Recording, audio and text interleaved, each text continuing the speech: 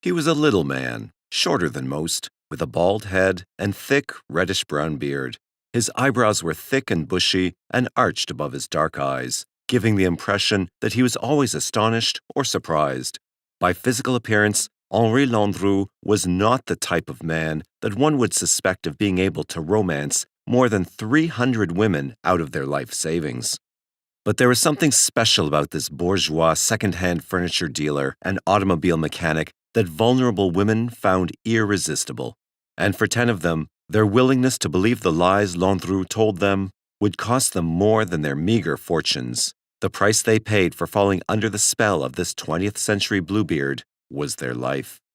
Born of parents of modest means in 1869, during the middle of France's Third Republic, Landru's childhood and early years were as nondescript as he was. His mother was a housewife, and his father was employed as a fireman in the furnaces of Paris's Volcan ironworks. Young Henri was considered a bright lad who attended Catholic school and was admitted as a subdeacon in the religious order of Saint-Louis-en-l'Île. Like many boys of that era, his schooling ended around his 17th year after studying engineering at the prestigious School of Mechanical Engineering. Drafted by the military at 18, Landru excelled in the armed forces, reaching the rank of sergeant by the time of his discharge 4 years later. Clearly, by his teen years, Landru had recognized that he was brighter than most and was glib with the ladies. In 1891, he seduced his cousin, Mademoiselle Ramy, who became pregnant and bore him a daughter. 2 years later, Landru married Madame Remy, while he was quartermaster of the regiment at Saint-Quentin. Upon their marriage, Landru left military life and went into business as a clerk. However, his employer was unscrupulous and absconded with the money Landru had given him as a bond, leaving a strong impression on Henri. Incensed with this blow that fate had dealt, Landru made a vow to get revenge through a life of crime. Despite his standing as a deacon and member of the choir of his church, Landru became a swindler in addition to his legitimate businesses as a furniture dealer and garage owner. His targets were most often the middle-aged widows whom he would meet through the furniture business. Used to following their husband's direction and faced with the prospect of long, lonely, poverty-stricken lives, these women would come to him to sell their possessions. Landru would prey on their fears and, in addition to taking their possessions, would woo his victims and entice them to let him invest their meager pensions, which he would promptly steal. The scam worked well for some time, until 1900, when Landru made his first appearance in a French courtroom as a criminal. He was sentenced to a 2-year prison term for fraud after trying to withdraw funds from the Comptoir d'Escompte using a fake identity. Upon his arrest, Landru attempted, some say pretended to attempt, suicide in jail. He remained married to Madame Remy, and together they had 4 children. For the next decade, Landru was in and out of prison several times. Apparently, the Third Republic had no 3 strikes laws, serving as much as 3 years at a time. Sometime around 1908, he struck upon the scheme that would eventually bring him face to face with the guillotine. In that year, Landru, already serving a sentence in a Parisian prison for fraud, was brought to Lille to stand trial for another scam. He had placed a matrimonial advertisement in a newspaper, portraying himself as a well-to-do widower seeking the companionship of a similarly situated widow. In return for some counterfeit deeds, Landru persuaded a 40-year-old widow to part with a 15,000-franc dowry. Madame Isor was left destitute and sought compensation through the courts. She would have to content herself with the knowledge that Landru would serve an additional 3 years, for, by the time the gendarmerie caught up with Landru, the dowry was gone. He was released shortly before World War I, most likely with the understanding that he would re-enlist in the French army. He had already driven his father to suicide over his lawlessness and left his family penniless and humiliated. Landru's mother had died in 1910. He drifted around the countryside, well aware that he had been convicted in absentia for various other offenses and sentenced to lifelong deportation to New Caledonia. Once the war started, Landru, who was still married to but estranged from Remy, began the scams that led to his downfall. Perhaps it was the war with its heretofore unknown measure of death that turned Landru into a murderer.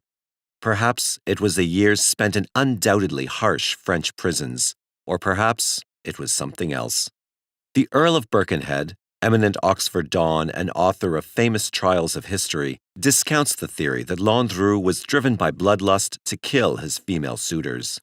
There seems to be no evidence of that, he writes in a marvelous 1929 follow-up to Famous Trials. A man who embarks on this kind of adventure must shake himself free of entanglement. Therefore, it is inevitable that a proportion of the women would be difficult to shake off, and some must have shown no great disposition to hand over their property. The obvious means of overcoming their attachment, Birkenhead surmises, was to destroy them, and to do so was only too easy. We must therefore postulate that he was callous and inhuman, an assumption which offers no difficulty, seeing that his very mode of life was impossible for any other kind of man. Well-known criminologist Colin Wilson calls Landru a callous ruffian who deserved to be guillotined. The entry in Wilson's Encyclopedia of Murder recounts the savoir-faire that made Landru attractive to his victims. His sense of humor and strong will certainly came out during his detention, interrogation, and at his trial. Perrault's fairy tale about the blue-bearded monster that kills his wives but is done in by a young woman's curiosity is a well-recounted story. Not only does it exist in French literature, but in African, Spanish, and Chinese legend as well. If ever a serial killer resembled a mythic figure, it was Henri Landru as Bluebeard. There is not a lot known about Landru, but it is possible to develop a simple profile of this modern Bluebeard by his actions. His victims, both the living and the dead, were among the most vulnerable members of society, so he was clearly without conscience. Few serial murderers are ever stricken by remorse or guilt for their actions, except to say that they are sorry to have been captured. There were so many victims of his confidence schemes, the contemporary estimates numbered about 300, that he was clearly greedy. He was probably a romantic man, able to sweep lonely women off their feet, and since his physical appearance was more comical than handsome, he must have been a smooth, fast talker. His sexual appetite, reportedly, was ravenous. Landru was intelligent and silver-tongued, not only with the ladies, but also with his fellow soldiers and other men. All the while he was taking advantage of women, Landru was also defrauding weary, recently discharged soldiers of their pensions. Landru was not a simple psychopath like other serial murderers. He had a sense of right and wrong, but he did not apply the same rules to himself. He justified conning one soldier out of his detachment pay because the man had a mistress, despite the fact that Landru also had a mistress and was cheating on her as well as on his wife. He showed a sense of remorse over some of his actions, not his homicides, expressing embarrassment in court that his wife, the long-suffering Remy, would find out that he had been cheating on her because of certain testimony. Putting a label on Henri Landru is difficult because he did not really fit into a specific crime classification. At best, he can be called a multiple murderer rather than a serial or spree killer. He cannot really be considered a serial killer because serial killers are currently defined as persons who kill two or more victims in different locales and in either an organized or disorganized fashion with some sort of cooling-off period between the killings. The killings are often the culmination of a buildup of anger or lust, and the murderer finds a sense of release after the slaying. They have a great deal of control over their victim selection and the time of the crimes, and their identities are not usually known until the time of the arrest. Landru meets some of these criteria, but the time gaps between slayings were caused by his need to get close to his victims to obtain a financial reward.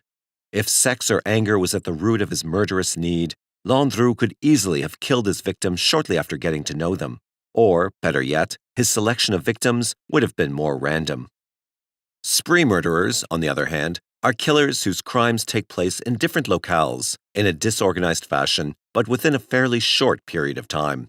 Often, spree killers are not in control of victim selection or the time of the killing. They are usually on the run from at least the first offense, and often before. Law enforcement agencies often know the identity of a spree killer before the arrest. Henri Landru was in control of his victim selection and in the time of their deaths. He was not pressured into a hurry-up situation by law enforcement pursuit and never appeared to be on the lam despite his conviction in absentia. Landru killed for money or to rid himself of a tiresome or inconvenient lover. His killing method is unknown, but evidence at his villa suggests that the slayings were most likely clean and that the victims were probably not defiled in any way. It is possible that Landru killed during a sex act, but no evidence suggests that this was the case. Lust was not his primary motive, and he is distinctive among multiple murderers because anger, revenge, or sexual release were at best secondary motivators. Most killers for financial gain do not destroy the evidence of their victims' deaths. In insurance or inheritance scams, proof of death is often required. Few killers want to wait a decade or so to collect their ill-gotten reward. But Landru obviously took great pains to cover up his crimes. He sought to avoid detection and make it look like his victims were still alive. In effect, Landru created a different classification of multiple killer. He was the male version of a black widow spider, one that takes what it needs and then kills its mate without remorse. Henri Landru combined the worst characteristics of the most terrible type of criminal. In 1914, the following advertisement appeared in the Paris newspapers. Widower with 2 children, aged 43, with a comfortable income, serious and moving in good society, desires to meet widow with a view to matrimony. For a French widow, faced with a life of loneliness and penury in the depressed economy of wartime France, such an advertisement must have seemed as heaven sent. Landru, who placed the ad, had no trouble meeting women. The first woman to meet this 20th century Bluebeard was Madame Couchet, a 39-year-old woman with a 16-year-old son, André. Couchet worked in a lingerie shop in Paris and was barely keeping her head above water when she made Landru's acquaintance. He told her his name was Monsieur Dial and that he was an engineer. Their relationship flourished over time, but was not without its ups and downs. Landru's scheme was almost revealed before it had a chance to flower after Couchet and Dial had a falling out. Couchet begged her family and brother-in-law to accompany her to Dial's villa near Chantilly with the hopes of ironing out their differences. Landru was not in when they arrived, but the family apparently felt enough at home to search the villa. Her brother-in-law found a chest filled with many letters from other women and informed Couchet that her lover was a fraud. She chose to disregard her family's advice to dump the impostor and instead furnished a villa at Verlunier, outside Paris, and became estranged from her family. Dial, Couchet, and her son moved to the villa. The last time Couchet and André were seen alive was in January 1915. Shortly after the three moved to Verlunier, Landru opened a bank account with 5,000 francs, which he claimed was part of his father's inheritance. In all likelihood, the money came from Couchet. Soon after Couchet's disappearance, Landru's wife was presented with Couchet's watch as a present. His next victim was an Argentine named Madame Labaudeline, the widow of a hotelier. She had told friends that she was planning to marry a charming engineer from Brazil, but frustrated with the red tape, the pair decided to dispense with the ceremony and move in together. Afterward, a man that her former neighbors identified as Landru returned and collected her furniture, sending some to his villa and the rest to a garage in Neuilly. Labaudeline was last seen in July 1915, when she had arrived at the villa with her 2 dogs.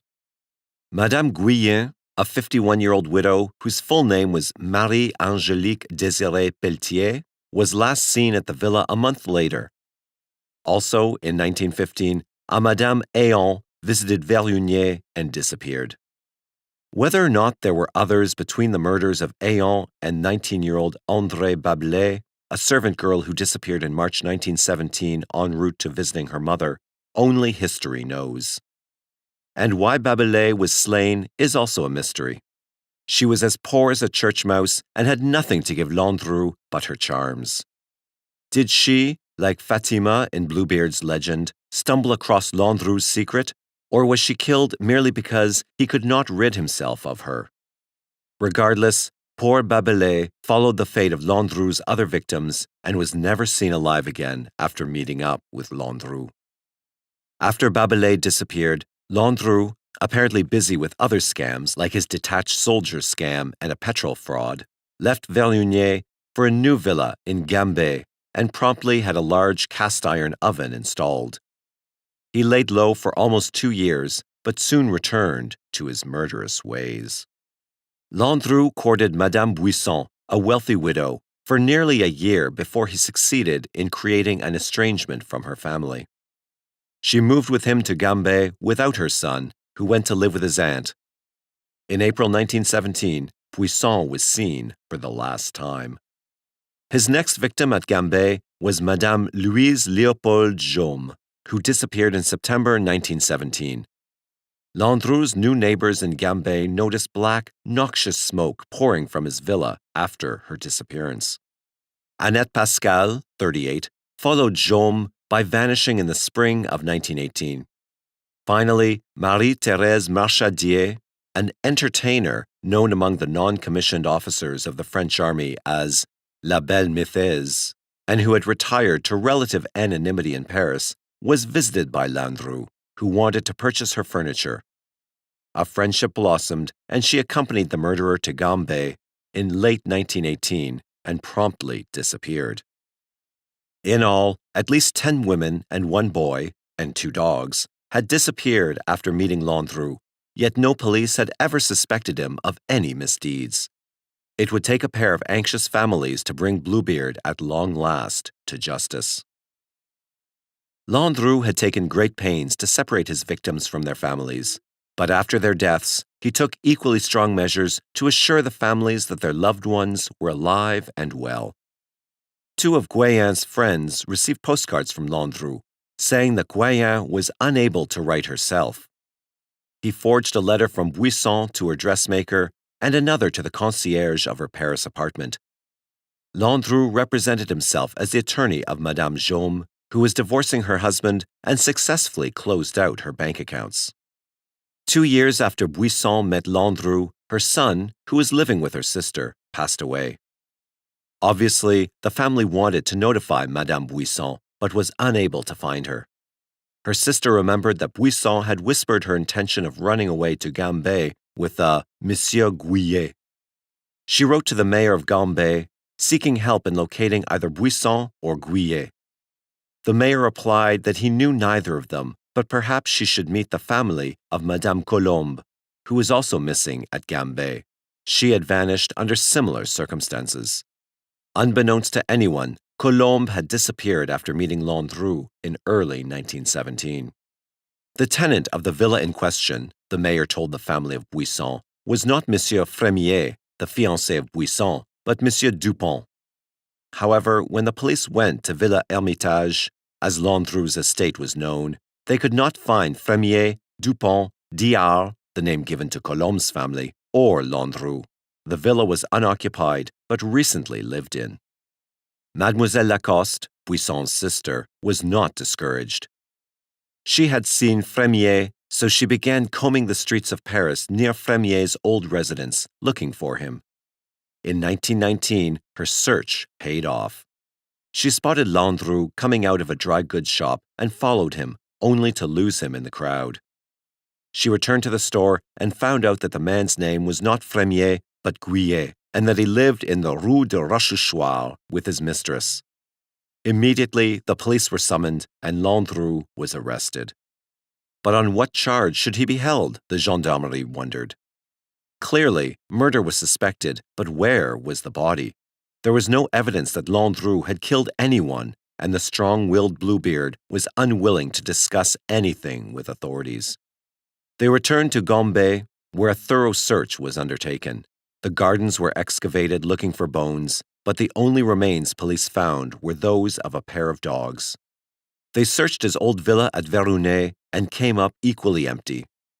All the police had to go on was a cryptic memorandum book where Landru had meticulously recorded his income and expenses.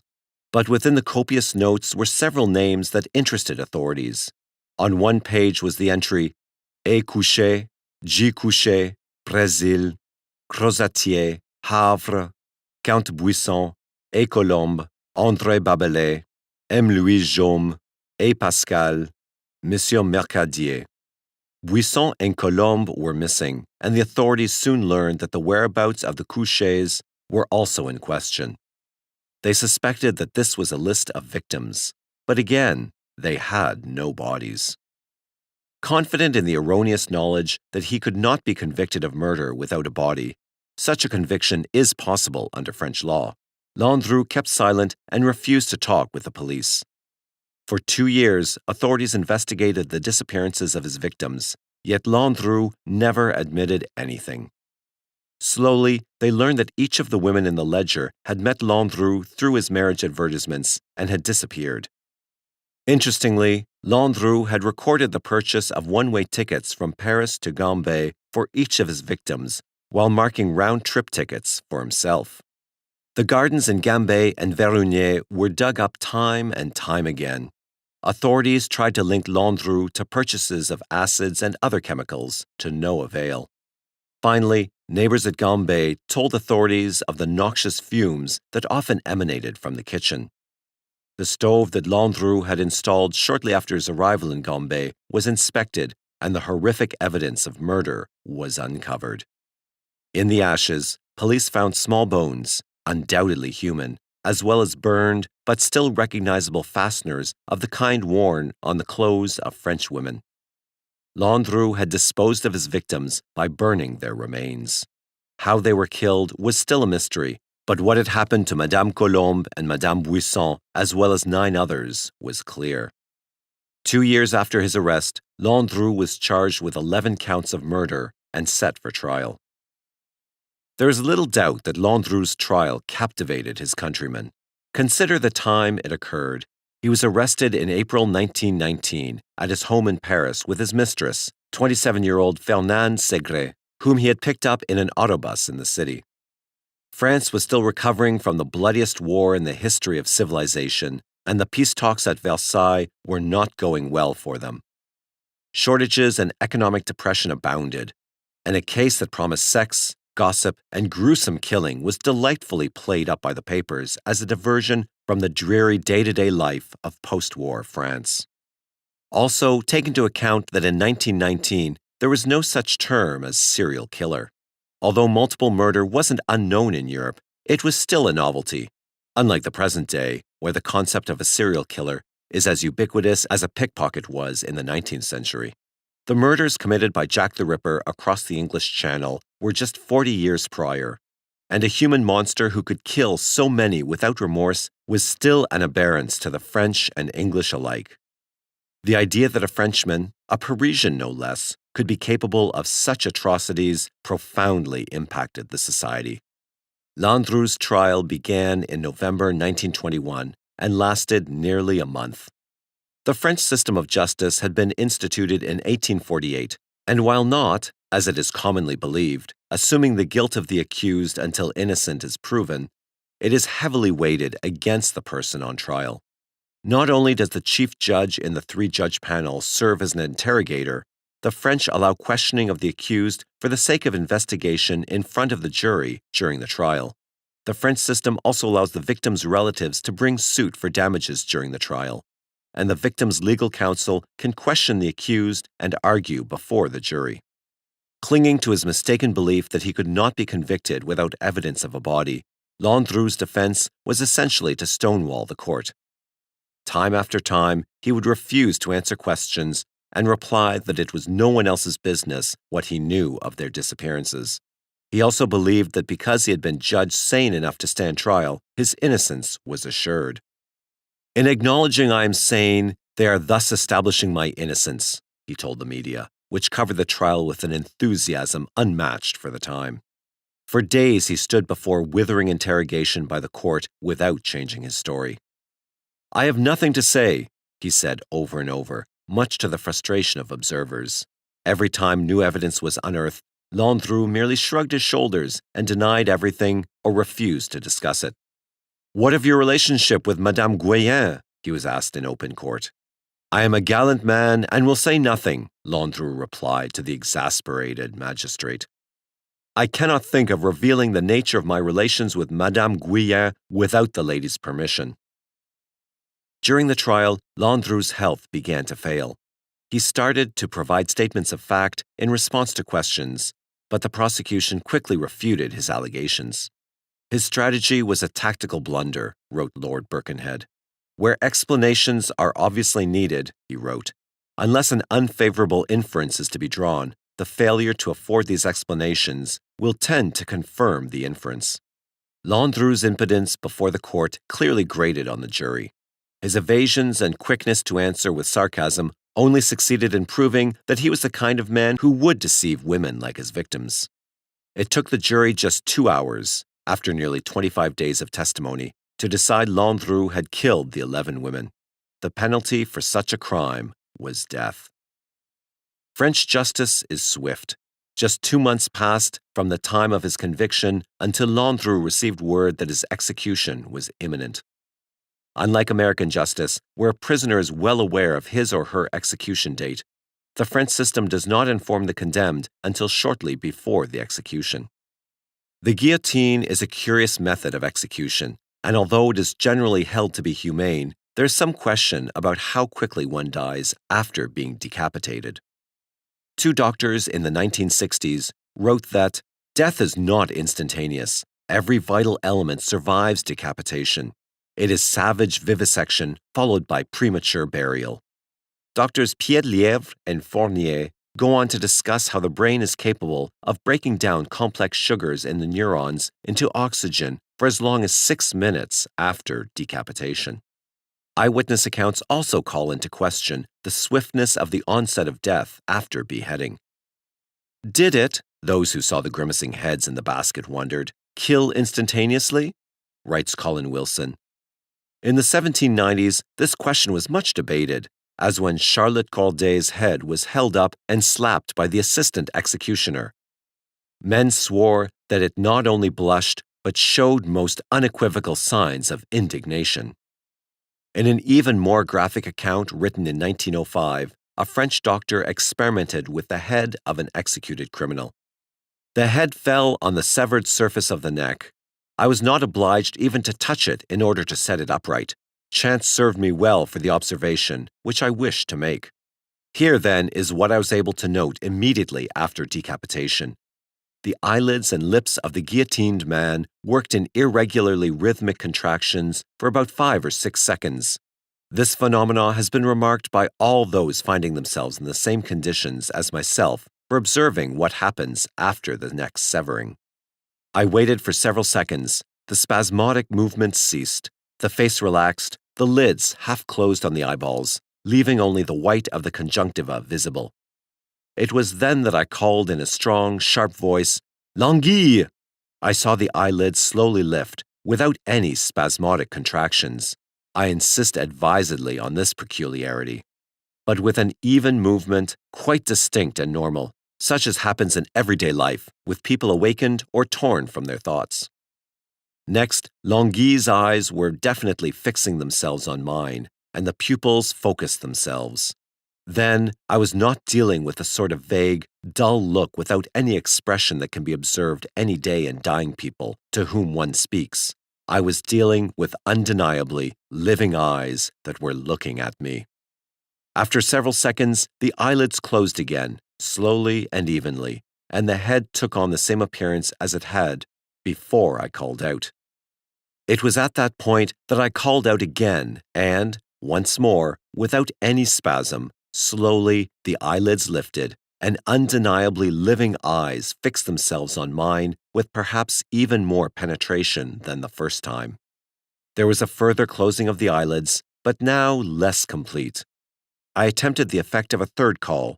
There was one further movement, and the eyes took on the glazed look which they have in the dead. I have just recounted to you with rigorous exactness what I was able to observe. The whole thing had lasted 25 to 30 seconds. Regardless, in February 1922, Landru was brought before the guillotine. Landru bade farewell to his attorneys and presented them with some artwork he had drawn while in prison. Had they looked inside the frame, his attorneys would have found a written confession from Landru admitting his crimes and how he disposed of the bodies, but this was not discovered until nearly 5 decades later.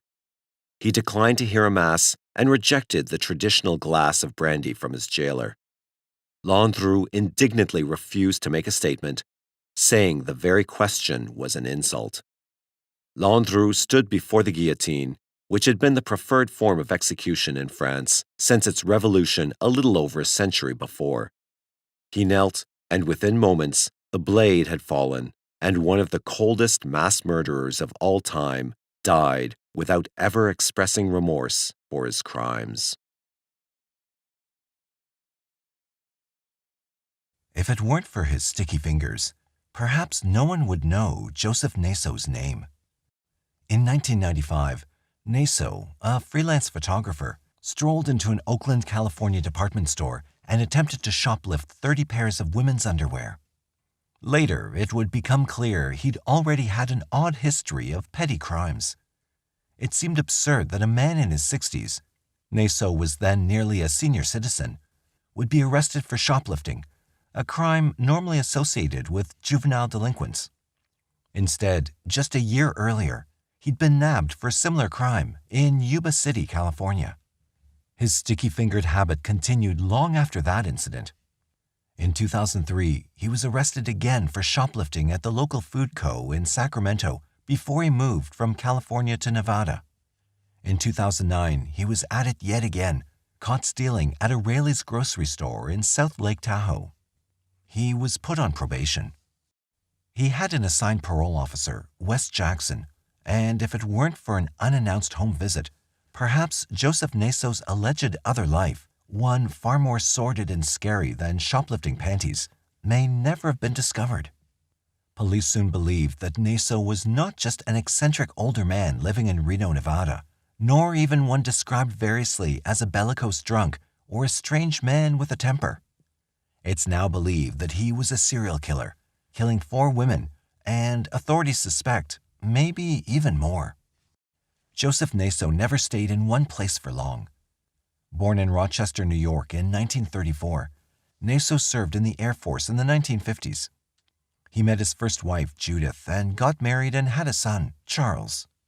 His son developed schizophrenia, and Naso would spend his later years caring for him. After 18 years of marriage, Naso and Judith divorced, but he frequently visited her afterwards in the East Bay area where she lived, checking in on her from time to time. After the divorce, Naso moved around the West Coast, living in the Bay Area and San Francisco, as well as Nevada. When he lived in California, he took classes at community colleges in Oakland in the mid-1970s, and in the 1980s he lived in San Francisco in the Mission District. He was jailed on another petty theft in 1994 in Sutter County near Yuba City. He lived in Sacramento from 1999 to 2003. By 2003, he'd moved to Yuba City. He moved to Reno in 2004. Naso's whereabouts would later prove to be important. It was discovered that he was in the general vicinity of his alleged victims. On January 10, 1977, 5'2" Roxine Rogash was found dead, dumped near Fairfax, California. After receiving an anonymous phone call, the police drove to the road where the tipster's car had stalled and found the petite, freckled redhead buried face down underneath some desert brush. Pantyhose were wrapped around her neck, and her feet were bound. Police concluded she'd been dead for less than a day. At first, the police looked to the most obvious solution, as Rogash had been suspected of working as a prostitute, although her family denied any knowledge of that. Police looked closely at a man who was alleged to have been a pimp in the area who was accused of assault by a woman who had claimed to have worked with Rogash. But when that didn't pan out, the trail in the case went cold. Rogash was just 18 years old. The next year, another young woman was found dead. In 1978, Cameron Colin was found in Port Costa, 30 miles away. She was only 22 years old. Then there was a lull in the killings connected to Naso.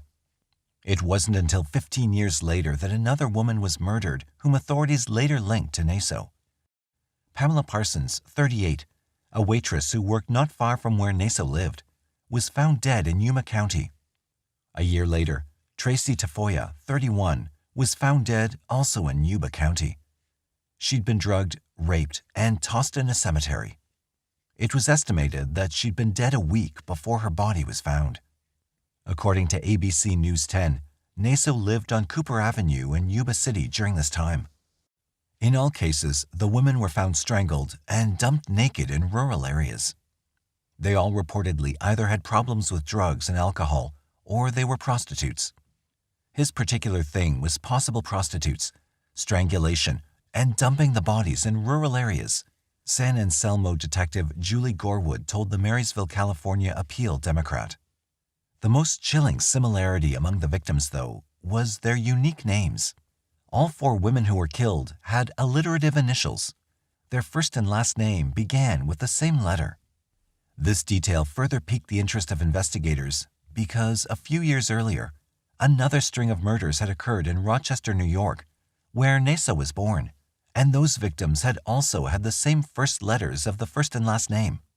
Those murders had been dubbed the double initial killings, or the alphabet murders. In the mid-70s in Rochester, New York, 3 preteens were killed. Like Naso's alleged victims, the 3 girls had first and last names that started with the same letter. One of them, Carmen Colon, even had the same name as one of Naso's alleged victims. When Naso's arrest was made public, the cold case detectives in New York cracked open their old files to see if anything squared up. But it was determined that although there was a similarity in the names of the victims, little else was the same. For one thing, the women connected to the Naso case were much older and were mostly prostitutes. The victims in the original double initial killings were young. Colin, Michelle Mainza, and Wanda Walkowitz were all between 10 and 12 years old. That they were from the same area where Naso had lived for a spell, and during that same period he was back visiting relatives, seemed to be a coincidence. Police ruled Naso out when DNA from the California killings didn't match the DNA left on Walkowitz. Joseph Naso did not break from the role of oddballs and loners who comprise the overwhelming majority of serial killer suspects. Neighbors painted a picture of a paranoid, hot-tempered man who kept to himself and never said hello. Whether Naso is found guilty or not, he was the picture-perfect cliché of a serial killer, a recluse who outdid other recluses. He was just a weirdo, one neighbor told the Contra Costa Times. We kept away from him. He made my hair stand on end. I never really seen the guy, a woman named Summer who lived near him in Nevada added. He'd drive his pickup to his backyard and never would say hi. We know all the neighbors here, except him. Gwendolyn Friend was a neighbor of Naso's ex-wife, Judith. Even though he'd frequently visit his ex-wife, the Contra Costa Times wrote, Friend thought he was odd because he would never look her in the eye when they spoke. Still, being odd and weird doesn't mean that someone's a murderer, she said. That was strange, but never in my wildest dreams did I think he'd pop up on TV as a serial killer, Friend told the paper. In San Francisco, he was remembered vividly by his neighbors. It was in his eyes, Sergio Rangel told the San Francisco Chronicle, who uncovered Naso's alleged stalking of a couple in a building he lived in. He was older, his hair had turned white, but you can't forget a guy like him. He was berserk, said Rangel. He was a very lonely man, Rangel said. When Joe drank, he became bellicose. I gave him a few dollars every now and then, not because I liked him, but because I didn't want him to get mad at me. His behavior earned him the nickname Crazy Joe. During the early 1980s, Margaret Prisco and Thaddeus Irizzo became all too familiar with their downstairs neighbor. Though they had limited contact with Naso, Irizzo told the San Francisco Chronicle, each time I crossed paths with him, the hair on the back of my neck would stand up. You'd get a really creepy feeling. He was pure evil. I'd say to myself, stay away from this guy. He's nuts. Irizzo told the paper about one of his limited encounters, an occurrence that would seem prescient and meaningful later on, as evidence in the case mounted. He'd come across Naso when he was taking out the trash. Naso's trash caught his eye, pornographic magazines featuring women in bondage, being tied up and tortured. Naso, caught red-handed, denied they were his. In fact, it was through Naso's collection of photographs and diaries seized by the police during the pretrial phase that alerted Irizzo and Prisco to Naso's chilling alleged interest in Prisco. Naso had kept a list. On it were 10 women. 4 of those women were among the victims. One of the names was Margaret Prisco. Prisco, now 53, told the AP, "It's disconcerting. When you're at that age, living in San Francisco, you don't have your guard up and thinking that someone's after you. She was lucky. She might have avoided a violent fate. In the course of their investigation, police found thousands of photographs of women in lingerie. The most creepy aspect of this discovery was that the women had been photographed to look dead. In the photos, it was not clear if the women were actually lifeless or unconscious. In some cases, they were photographed wearing bondage gear. Naso's photos stem from shots in the 60s to more current years. In all, police said there were over 4,000 images found in the freelance photographer's home. Naso, who'd been arrested for stealing women's lingerie, seemed to have a long-standing fixation on lingerie and bondage. After Naso's arrest was announced, another woman, Royce Talkington, came forward and told Fox Reno News that she'd worked beside him at a swap meet. There, she said, he'd arrived with a brown van and sold women's lingerie out of the back of the van. He'd invited her to model some of the lingerie. She told the TV station, "And I said, 'No way, stay away from me. I don't want anything to do with you anymore because it really triggered something inside that said, danger, danger, stay away from this guy.'" In 1998, Naso began dating Mildred Gardner. She was 11 years older than he was and wealthy. But even though they seemed to have a great relationship in some ways, Gardner said in court documents that Naso was sneaky. In the court documents, in which Gardner successfully requested a restraining order against Naso, Gardner revealed that Naso had lied to her about money she had lent him. She had given him $10,000 to purchase a van to be used by both of them, but later learned he had put the title in his name only. And later, when his son was ill, he'd wanted to buy a house near the hospital where his son was staying and convinced Gardner to pay $17,000 towards a house they were supposed to share together. Again, she told the court, Naso had duped her and put the title in his name only. "I gave Mr. Naso $17,000 because I thought he was going to marry me, and the house and the van would belong to both of us. He did not tell me that he'd been arrested for many crimes, including swindling. He did not tell me he was putting the house and van in his own name. I would not have given him any of this money if I'd known the truth." And Naso's temper began to be revealed. She said that she'd become afraid of him. Mr. Naso started demanding, very angrily, that I get back everything I ever gave anyone. He would not let up. He forced me to give him a .38 caliber snub-nose revolver, which he still has. After becoming more suspicious, she and her family paid for a private investigator to research him and discovered that he had a criminal history. After that, all bets were off. "I'm not going to Sacramento to live with him. I'm afraid he'll become violent when he finds out." Embarrassingly, Gardner had been convinced to take part in one of Naso's bondage photo shoots. One of the employees at the senior center where Naso and Gardner had met told the Marin Independent Journal that Naso had showed him a picture of Gardner in bondage gear. It didn't seem like something she'd do every day. She was not like that, the worker said.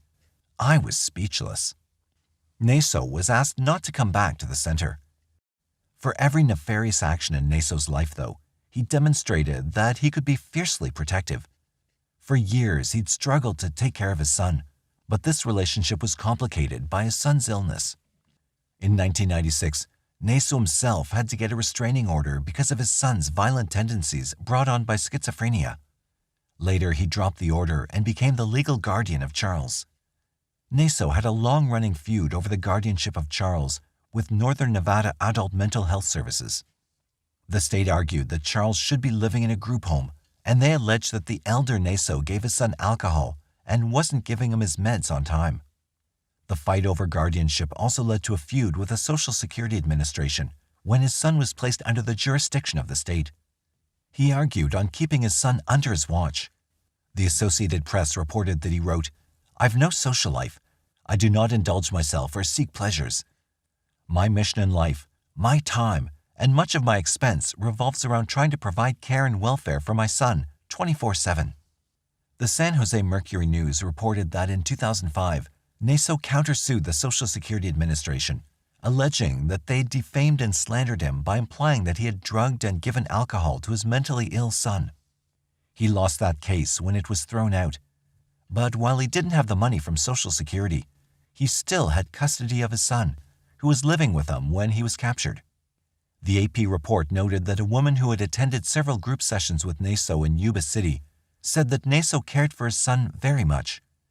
Roberta Fletcher, the president of the Yuba City chapter of the National Alliance for the Mentally Ill, said, "He was very, very concerned about his son. That's what's so strange about this. If it weren't for his petty thefts, Naso might never have been found out." A chance visit on April 13, 2010 from his parole officer, Wes Jackson, turned his life upside down. On parole from his most recent shoplifting charge, Naso was subject to unannounced home visits from his parole officer. What should have been routine turned into something else. Jackson noticed an ad for a gun and several rounds of ammunition tucked not so carefully away in an ashtray. The ammunition was in clear violation of Naso's parole, which gave officers carte blanche to scour his home. He was arrested, jailed for probation violations, and spent the next year incarcerated in a Nevada jail. The police spent the year conducting interviews with neighbors and other people in the area. In the course of a multi-agency, multi-state investigation, police found a treasure trove of information, which led to his indictment for the murder of the 4 California women. The day he was to be released from the Nevada jail in South Lake Tahoe, police arrested him on the murder charges, nearly a year to the date. He was transferred to Marin County, the site of the first victim, Roxane Rogesh. In addition to the 4,000 photographs of women wearing bondage gear and lingerie, posed to look dead or unconscious, police also found diaries and safe deposit boxes. A list Naso wrote by hand is the key to their entire case. In the statement of probable cause for arrests made without a warrant, Officer Ryan Peterson made several allegations against Naso. During a probation search of Joe Naso's residence in Reno, Nevada, he was found in possession of a handwritten list which had the reference to 10 different women and 10 different locations. The last entry on the list made reference to a girl from Marysville, with cemetery written next to it. Tracy Tafoya had been dumped next to the Marysville Cemetery near Naso's home. This statement of probable cause also notes that another woman, Carmen Colon, was dumped off Carquinez Scenic Drive outside of Port Costa, California. Here, the evidence was probably more damaging. A partial foreign DNA profile was obtained from Colon's fingernail clippings. Naso was included in the DNA profile as a possible match. In the case of Pamela Parsons, who was found dead in Yuba County near Naso's workplace and home, the police cited photos of Parsons found in one of the safe deposit boxes and newspaper clippings regarding her death. In addition to the photos, numerous writings, logs, and a calendar from 1993 detailing his daily activity related to Parsons were found inside his residence. He sold photos he'd taken of Parsons at a flea market, only 1.5 miles from where her body was found. On the list, Parsons is listed as number 9, girl from Linda, Yuba County. Finally, the first victim, Roxane Rogesh, was listed as number 3 on his alleged hit list. She'd been found in an area known as White's Hill. A DNA test on the pantyhose left around her neck found DNA that matched Naso's ex-wife, Judith Naso. On April 13, 2011, the white-haired Naso made his first court appearance and was charged with 4 counts of murder. Due to the special circumstances of the crimes, Naso may be eligible for the death penalty. In subsequent appearances, Naso declined to hire an attorney, in part because he didn't want to pay for one. He was denied a right to a court-appointed attorney when an accounting of his monetary worth showed that he had over $1 million in assets. He stated in court, "I've given this case a lot of thought, and I've been alone with myself for weeks. I've decided, looking at the big picture and everything I'm facing, that now I will represent myself." He added, "I want to be the first one and the only one to have discovery. Besides," he argued, "I've represented myself in the past many times, mostly in civil proceedings, and I've done well. I've prevailed." Despite the judge's advice that he should get a lawyer since it would be a capital case, Naso continued ahead. When the prosecution introduced the bondage images into evidence, Naso protested and made a strange statement in court during a routine plea hearing. Nowhere in any of the 4 statements do they depict the names, descriptions, or intended fate. None of the photographs found depict the women shown in forced posing, forced bondage, or being deceased. All photographs of the women were posed under free will.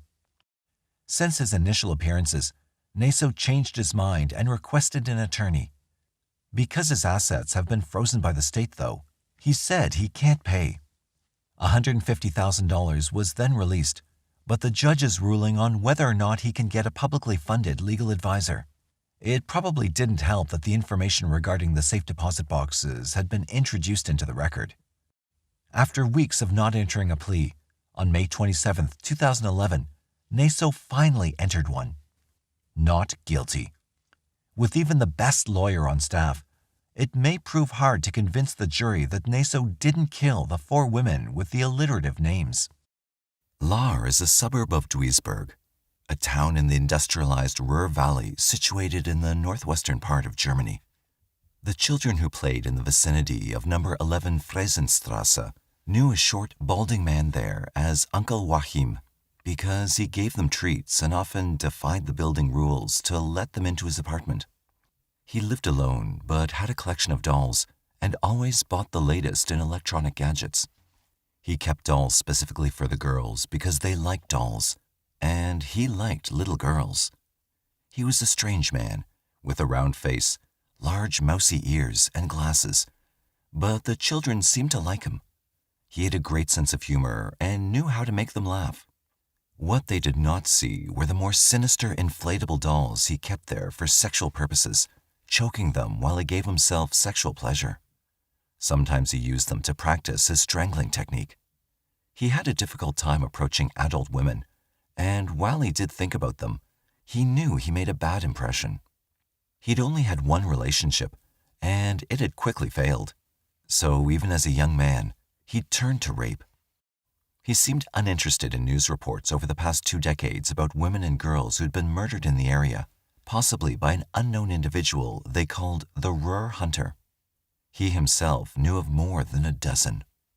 Generally, he roamed away from his own neighborhood when the restless, tingling feeling came on him.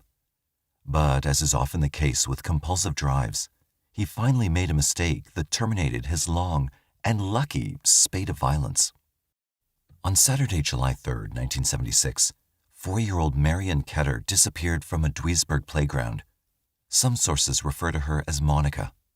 She was a sweet little blonde girl who often played with other children, and her parents had never been worried when she went with them. But on that day, she had not come home. Her frantic mother looked everywhere for her, but failed to find anyone who'd seen her. She and her husband went to the police, and by the next day, a group of officers was going around the neighborhood to ask people there what they might have seen. No information was forthcoming, so they started going door to door to canvass the entire area. It was just at that moment that someone else in number 11 Friesenstrasse emerged to look for an officer. The accounts of this series of murders often conflict on specific details, so the following narrative will note where significant details remain unclear. Moira Martingale tells the most complete story of what happened next in Cannibal Killers, and it plays out similarly to what would happen in England to serial killer Dennis Nilsen 6 years later in 1983. The residents of the apartment building on Friesenstrasse shared a lavatory, and one of them, Oskar Müller, was on his way to use it. In the hallway, he encountered his neighbor, Joachim Kroll, who warned him that the toilet was all stopped up. He said it shouldn't be used. Was ist los? Müller asked him, and Kroll responded that it was plugged up. Müller wasn't quite certain that he'd heard correctly when Kroll added that it was full of guts. Müller thought it was a joke, so he went to the lavatory. To his horror, he saw that the water in the bowl was blood red, and it had a foul odor. Holding his nose and looking more closely, Müller believed he could see some sort of wet tissue floating on the top. Although if his neighbor had not tossed off such an odd comment, he wouldn't have recognized it. The stuff did resemble guts, and he could not imagine who would toss their butcher scraps in here, if that's what it was. The blood-red color looked disturbingly fresh. Running down the stairs and out into the street with the intention of going to the police, Müller encountered one of the officers searching for little Marion. Müller stammered out what he'd seen in the toilet, and several officers accompanied him to the lavatory to see for themselves what was in the toilet.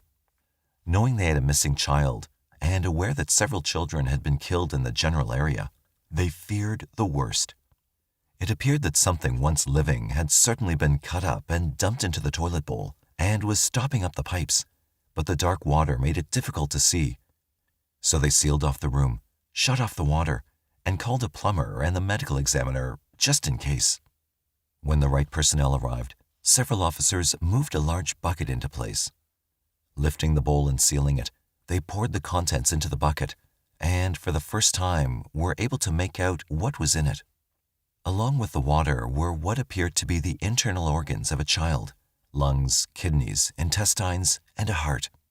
There were also pieces of flesh that appeared to have been cut from the fatty part of the victim. Muller told the police what the pleasant little man known as Uncle Joachim had told him about guts in the toilet, so they went to his apartment and knocked on the door. He seemed unfazed by their presence. They asked him what he knew about the toilet, and he admitted that he'd killed and skinned a rabbit for his stew and had tossed the internal organs into the bowl. He'd meant to flush them to get rid of them, but he'd apparently put too much into the toilet at once.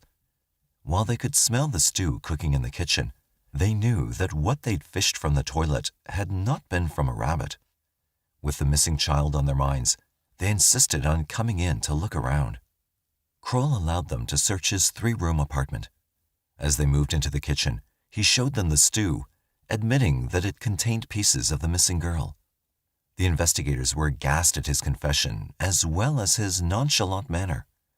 Yet when a detective used a spoon to stir the pot, he fished out what turned out to be a tiny hand that had cooked among the carrots and potatoes.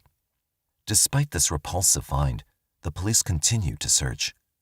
In the refrigerator, on plates, they found more pieces of meat, which Kroll apparently had expected to consume in the near future.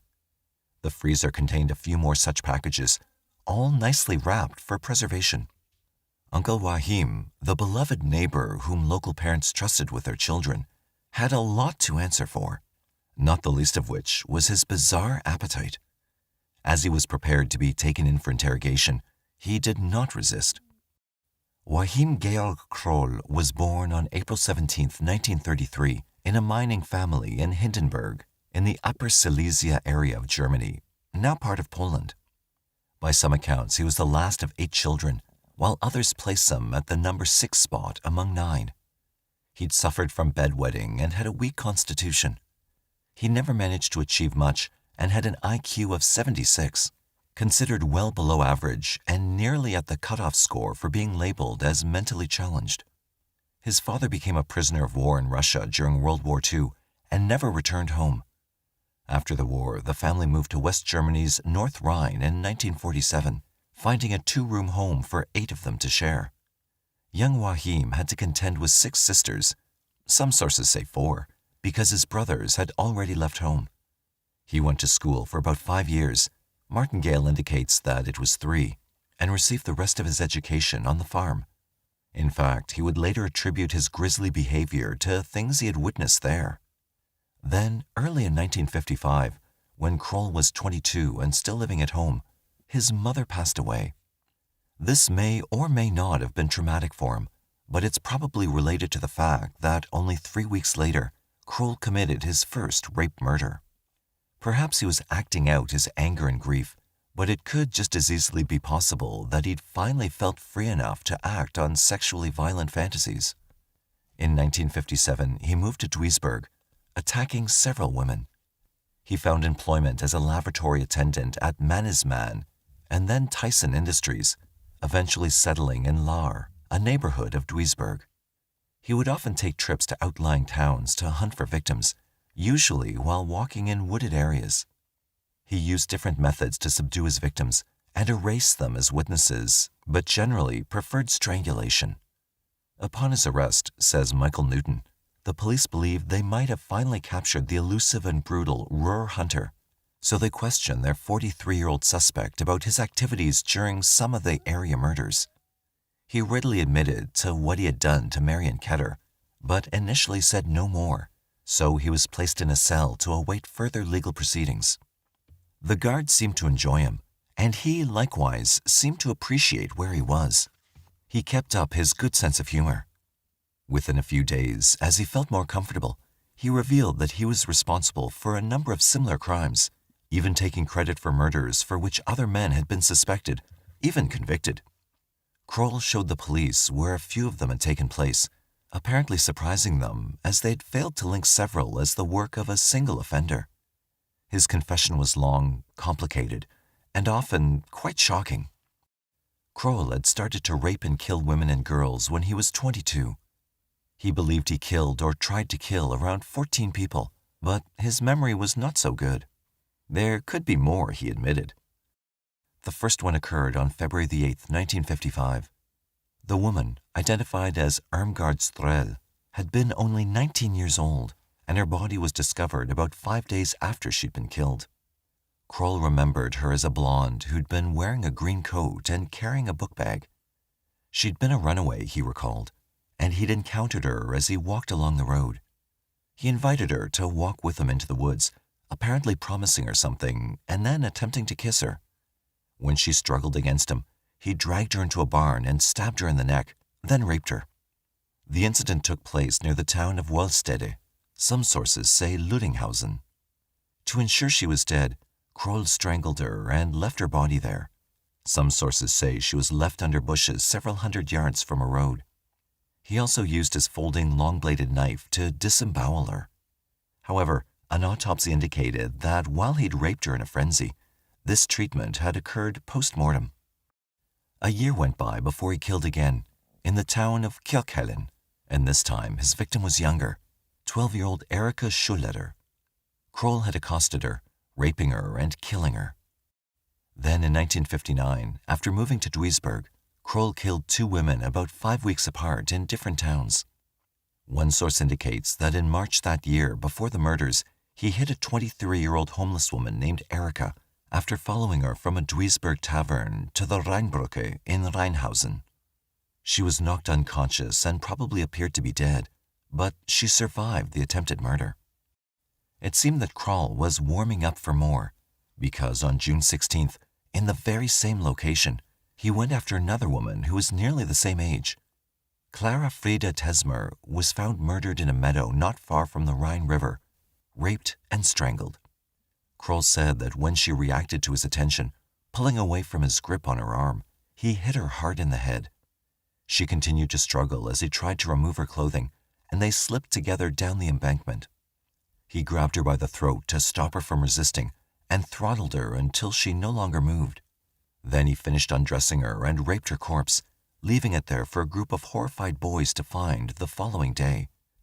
It would not be the last one, as Kroll had a strong sex drive. A much younger victim was Manuela Nott, 16, whom Kroll strangled and dumped in a wooded park in Essen on July 26th. But with this murder, he added an extra thrill. After he stripped her of clothing and raped her, he then used his long-bladed knife to remove pieces of flesh from her thighs and buttocks. He had also masturbated over her, leaving a significant deposit on her face and pubic area, leading police to believe that a gang of perverts had attacked her. No one knew then that Kroll had taken the fleshy parts to cook and consume. While he'd claimed that this scarcity and expensive meat had been his motivation, he also said that he'd wanted the experience of tasting human flesh. A young man did confess to this murder 6 months later, and while he soon recanted, he was convicted and given a sentence of 8 years in prison, of which he served 5.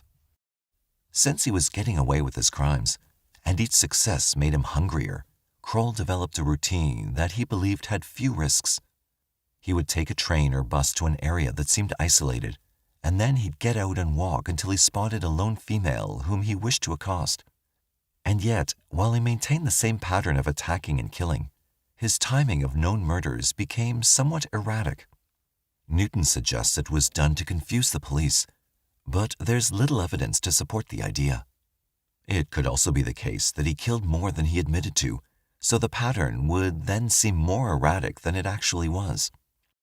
A 12-year-old girl, Barbara Bruder, was on her way to a playground near her home in Berschied Klein Hamburg early in 1962 when Kroll spotted her and quickly sized her up as a viable victim.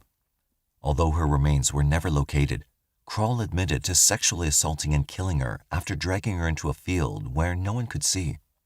He'd left her there, but his confession 14 years later was too long afterward to return to the scene to look for remains. Also that year, he raped and murdered 13-year-old Petra Geise, as well as another 13-year-old, Monika Tafel. On the day after Easter, Kroll strangled Geise with her own scarf, removing huge hunks of flesh from her buttocks, along with her left forearm and hand. Another suspect served 6 years for this crime. With Tafel, who was killed on June 4th, Kroll had grabbed her in Walsum as she was walking to school, and after he was finished with her, he removed pieces from her buttocks and thighs.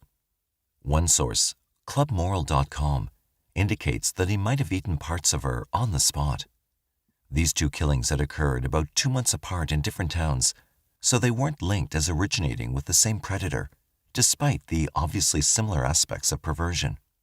In fact, a local suspect in Walsum hanged himself in the woods, which indicated to some people that he was guilty of the crime. Then, Kroll's pattern radically shifted.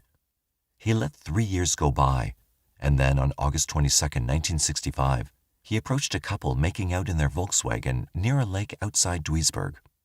25-year-old Hermann Schmitz was with his girlfriend Rita, other sources give the name Marion, when Kroll used his knife to flatten a tire to draw Schmitz out. Then he pounced, stabbing Schmitz several times directly in the heart. While spying on them, he'd apparently decided to disable Schmitz as a way to get to Rita, since he was not in the habit of killing males and his attack had been so abrupt, indicative of acting on opportunity. However, rather than being helpless, the girl reacted immediately, jumping into the driver's seat to honk the horn in a steady plea for help and to stomp on the gas. She nearly hit Kroll and managed to frighten him away. She thus survived what Kroll had intended for her as he fled into the woods. Despite the girl's description, no one developed leads for Schmitz's killer. Kroll may have been spooked by this near capture, as he apparently kept a low profile for another year, at least according to his confession. But his next victim would have tragic repercussions. Other child killers had started up in the area as well, which made tracking a single murderous deviant even more difficult for the police. On September 15, 1966, also near Duisburg, the body of 20-year-old Ursula Rolling was found in some bushes, strangled. She'd been dead for nearly 2 days, stripped from the waist down and provocatively posed. Since she'd been with her boyfriend the evening she'd been killed, eating ice cream, suspicion fell on him. He claimed that they'd come together to discuss wedding plans that evening, and after parting to go their separate ways, he'd watched her walk toward the very park where her body had been left. The strain on this young man was so great from the humiliation of being a suspect, the loss of his fiancée in such a violent manner, and pressure from police that he threw himself into the main river. Kroll later admitted that this victim had been his, describing how he'd met her in the park, talked with her, and then dragged her into the bushes where he choked and raped her. The act so excited him that when he returned home, he used his inflatable doll to masturbate. However, thanks to him, Rolling's boyfriend died as well.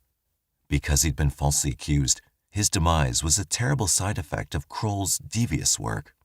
In fact, thanks to the way the police had treated him, residents of the area had ostracized him, but all he'd done was treat his girl to ice cream. None of this meant anything to Kroll. He cared only about what fed his craving, so he continued to prowl the area, and within 3 months, he struck again. 5-year-old Ilona Harke was discovered in the icy water of a small stream in Wuppertal.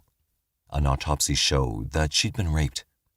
About this murder, Kroll said that he'd encountered the child in Essen and decided to use her to satisfy his curiosity about what it would be like to drown someone.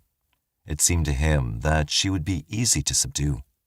He took her with him by train to Wuppertal and then found an isolated area on that cold winter day. He made her walk with him until he found a ditch that had enough water to perform his gruesome act, and then forced her head into the water until she stopped struggling. From this child, since he anticipated that she would taste sweet, he also removed pieces to take home and cook. This time he cut into her shoulder, as if experimenting with the taste of flesh from different areas of the body. About 6 months later, Kroll tried again, but this time he was interrupted and nearly caught. He had moved temporarily to Grafenhausen, and in June 1967, outside town, he'd come across 10-year-old Gabrielle. Some sources indicate that this occurred in a field, and some say on a park bench. Kroll had some pornography with him, and he managed to persuade the girl to accompany him to a meadow, where he promised to show her a rabbit. But instead, he flashed his book of erotic pictures. Alarmed, she tried to leave, but he detained her. Pulling her into a private area, he choked her. However, a nearby coal mine sounded its siren for a change in shifts, which startled Kroll, and he saw men streaming out to go home. Leaving the girl there, he fled, believing that she was dead. However, she was found and taken to a hospital, where she remained in a coma for more than a week. Upon reviving, she told her parents what had happened, but they declined to report the incident, perhaps afraid that the man would revisit his deed and try to eliminate the witness. In 1969 and 1970, Kroll raped and killed 2 more victims. Maria Hetgen was his oldest, at age 61. She was out for a walk in a tourist area south of Essen when she encountered Kroll, also out walking, his typical MO and thus the likelier manner of encounter. Kroll later reported that he'd experienced a tickling feeling all over when he stopped to talk with her.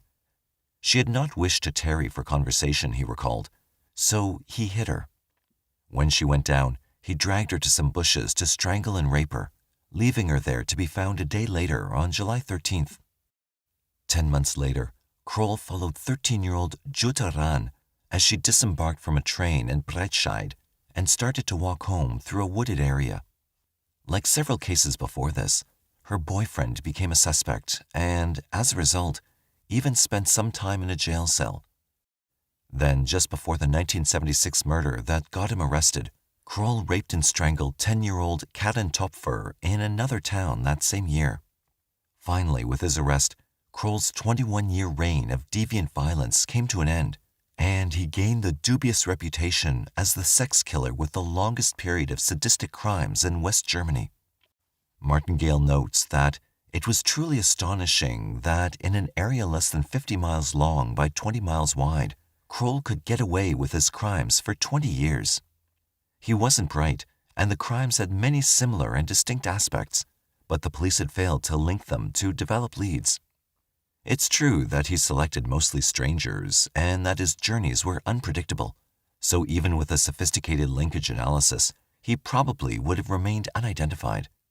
Still, with his confession and supporting evidence, his career as a sexual murderer was over. However, for the police, the attempt to understand what lay behind his disturbing behavior had just begun. The Ruhr cannibal, or Duisburg man-eater, as Kroll was often called in the press, was just one of a number of serial killers who have consumed parts of their victims, a fair number of them in Germany.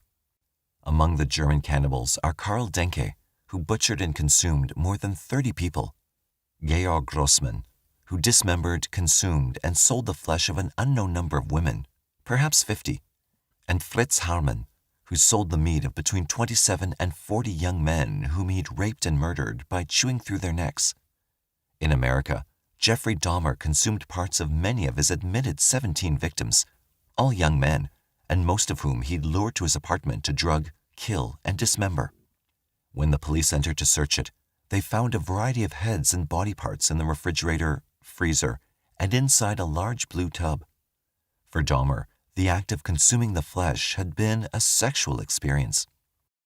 Indeed, cannibalism is counted among the paraphilias listed in the Diagnostic and Statistical Manual of Mental Disorders, 4th edition, and it appears on the lists of most experts in deviant crimes. In earlier centuries, such people were often viewed as werewolves, but in fact, they were suffering from an erotic disorder. While its causal mechanisms are still poorly understood, some experts are trying. In Sex-Related Homicide and Death Investigation, Vernon Gieberth, a former NYPD officer and currently one of the world's top experts in the protocol for homicide investigation, discusses the nature of sexual deviance. He states that sexual behaviors are classified according to socio-cultural norms as either acceptable or unacceptable, which makes the label deviant essentially a subjective judgment. Some cultures, for example, consider the act of rubbing against a stranger for gratification marginally acceptable, while others view this behavior as sexual abuse. Human beings develop a wide variety of sexual needs, and thus they develop a variety of sexual behavior. No matter what culture might dictate about what's acceptable, the sex drive will often override these sanctions, although deviant behavior is largely performed in secret. During a criminal investigation that involves deviant behavior, the police often rely on such acts as biting, stabbing patterns, binding, and sexual abuse of a corpse to link crimes to a single offender. Perverse behavior is considered a signal to the type of psychopathology an offender may suffer, and because it fulfills a need for that individual, it often becomes ritualistic, repetitive, and unchanging. The seeds of sexual perversion are planted early in the psyche of a sex offender, Gieberth states. However, the sexual perversions do not manifest until the offender reaches puberty. The seed is nurtured through fantasy, masturbatory activities that reinforce and nourish the particular paraphilic imagery, as well as situational acting out of these perversions with a willing partner. By the time the offender actually commits a crime, its thematic orientation may have been rehearsed mentally, and sometimes physically, many times. The sexual event is the culmination of an offender's psychosocial and psychosexual conditioning and development. During his confession, Kroll admitted that on a whim, he'd tasted the flesh of one of his early victims and had found that he liked it. Thereafter, he'd stalked women or girls that he thought would yield tender meat, and sometimes indulged his lust, leaving their bodies sans pieces of flesh. He accepted that he had some kind of sickness and had asked for a cure so that he could return home. Naively, he believed that now that he was caught, it would be a simple matter of changing him. He expected nothing less and nothing more. While Kroll was apparently none too bright, he was not so delusional as to be considered insane at the time of his murders. Nor did he show shame or remorse over what he'd done to his victims, which places him in the category of psychopathy, with the addition of being sexually sadistic. A great deal of work is currently underway regarding the nuances of psychopathic manifestations, with the notion that there's more to it than earlier psychological models have revealed. In The Psychopath, Emotion in the Brain, Blair, Mitchell, and Blair address the problems of neurocognitive systems that appear to be involved in the type of emotional learning implicated in repetitive aggression. They propose that something has gone wrong, developmentally, with the brain's ability to learn emotional responses to the world, which supports the evidence that psychopaths fail to learn from consequences. If an individual's neurocognitive system has been impaired at an early age, they state, he or she will present with the emotional difficulties associated with psychopathy. Because these impairments interfere with the processing of appropriate socialization, such people are at risk for elevated levels of the type of aggression that serves their needs. Nevertheless, psychopathy is not an explanation for behavior like Kroll's. It's only a frame. Martingale indicates that Kroll blamed his deviance on an experience he'd had during puberty when he was sexually aroused upon witnessing the slaughter of pigs. Since he was not educated or clever enough to devise an explanation to please the forensic psychiatrists, an experience that linked his sexual drive with blood, butchery, and death could be at least an influence on his aberrant behavior. Something is certainly wrong when people become compulsive murderers, especially with such added behaviors as blood drinking, dismembering, necrophilia, and cannibalism. Schlesinger takes up the notion of compulsive killing in sexual homicide. He makes a distinction between impulsive serial killers, who are generally disorganized and without a clear pattern to their homicides, and compulsive killers, who act from an intense drive and have a plan and a sense of purpose. Compulsive murders, he indicates, are determined entirely by internal psychogenic sources with little environmental influence. The urge to commit the act is powerful, and the offender may experience inner discomfort and anxiety if he attempts to resist action. Because compulsion is similar to addiction, compulsive killers tend to repeat their crimes, maintaining a similar method. In part, this is because the fusion of sexuality and aggression have eroticized the violence. Since the male sex drive tends to be stronger than that of females, this is a pattern of crime almost exclusive to males. In addition, Schlesinger adds, compulsive offenders have a disturbance in the sexual instinct that results in aberrant sexual fantasies in which gratification is achieved through various forms of aggression. His satisfaction cannot be achieved with murder alone. It also requires some enactment of their fantasy. Generally, compulsive murder becomes a matter of dominating victims to feel in control. Nevertheless, fantasy itself is not a sufficient explanation. Many people have violent fantasies without acting on them. What's missing in such people, Schlesinger explains, is a corresponding state of tension. Acting out frees compulsive killers from this pressure. They can exercise restraint if necessary, but they prefer the gratification, so they'll plan a crime as well as act on opportunity. However, given the low incidence of compulsive killers around the world compared to other types of murders, it seems that many things must go awry in a number of areas, biological, psychological, and environmental, before the conditions will generate this type of dangerous offender. Little has been written about the actual trial of Joachim Kroll, but it seems from its inordinate length that there must have been glitches. While in custody, Kroll stated that he hoped to receive a surgical procedure that would cure him of his sexual compulsions because he hoped to be made safe so he could be released from prison. However, he forgot about punishment and retribution, and he was soon charged with 8 counts of murder and 1 count of attempted murder. Although he confessed to 13 murders and 1 attempt, it was difficult to work up evidence for several of the incidents so long after the fact. Some crimes were 2 decades old. The trial, with all its media fanfare, took up 151 days of courtroom time, from the initial attorney statements to the jury finding. It began on October 4, 1979, in Saal 201 in Duisburg, ending in April 1982. Despite his hope for a cure and release, Kroll was convicted of all accounts. Since capital punishment had been abolished after the war, he could be sentenced to only a maximum of life in prison. But he received 9 such sentences to be served in the prison at Rheinbach. Nevertheless, as life sentences go, his didn't last very long. On July 1, 1991, at the age of 58, the notorious Ruhr hunter died from a heart attack. However, while he's a little-known serial killer, mentioned in only a few encyclopedias devoted to serial killers, he's managed to inspire some people who know about him to keep the memory of his deeds alive. Musician Chet Scott, for example, offers a musical project inspired by Kroll. The Ruhr Hunter, with CDs bearing such titles as Torn of This, reportedly bases lyrics and themes on true crime aspects of industrialized culture. Ruhr Hunter's instrumentation has been described as rich and dark, combining Lustmordian drones with ghostly harmonics and delicate piano melodies.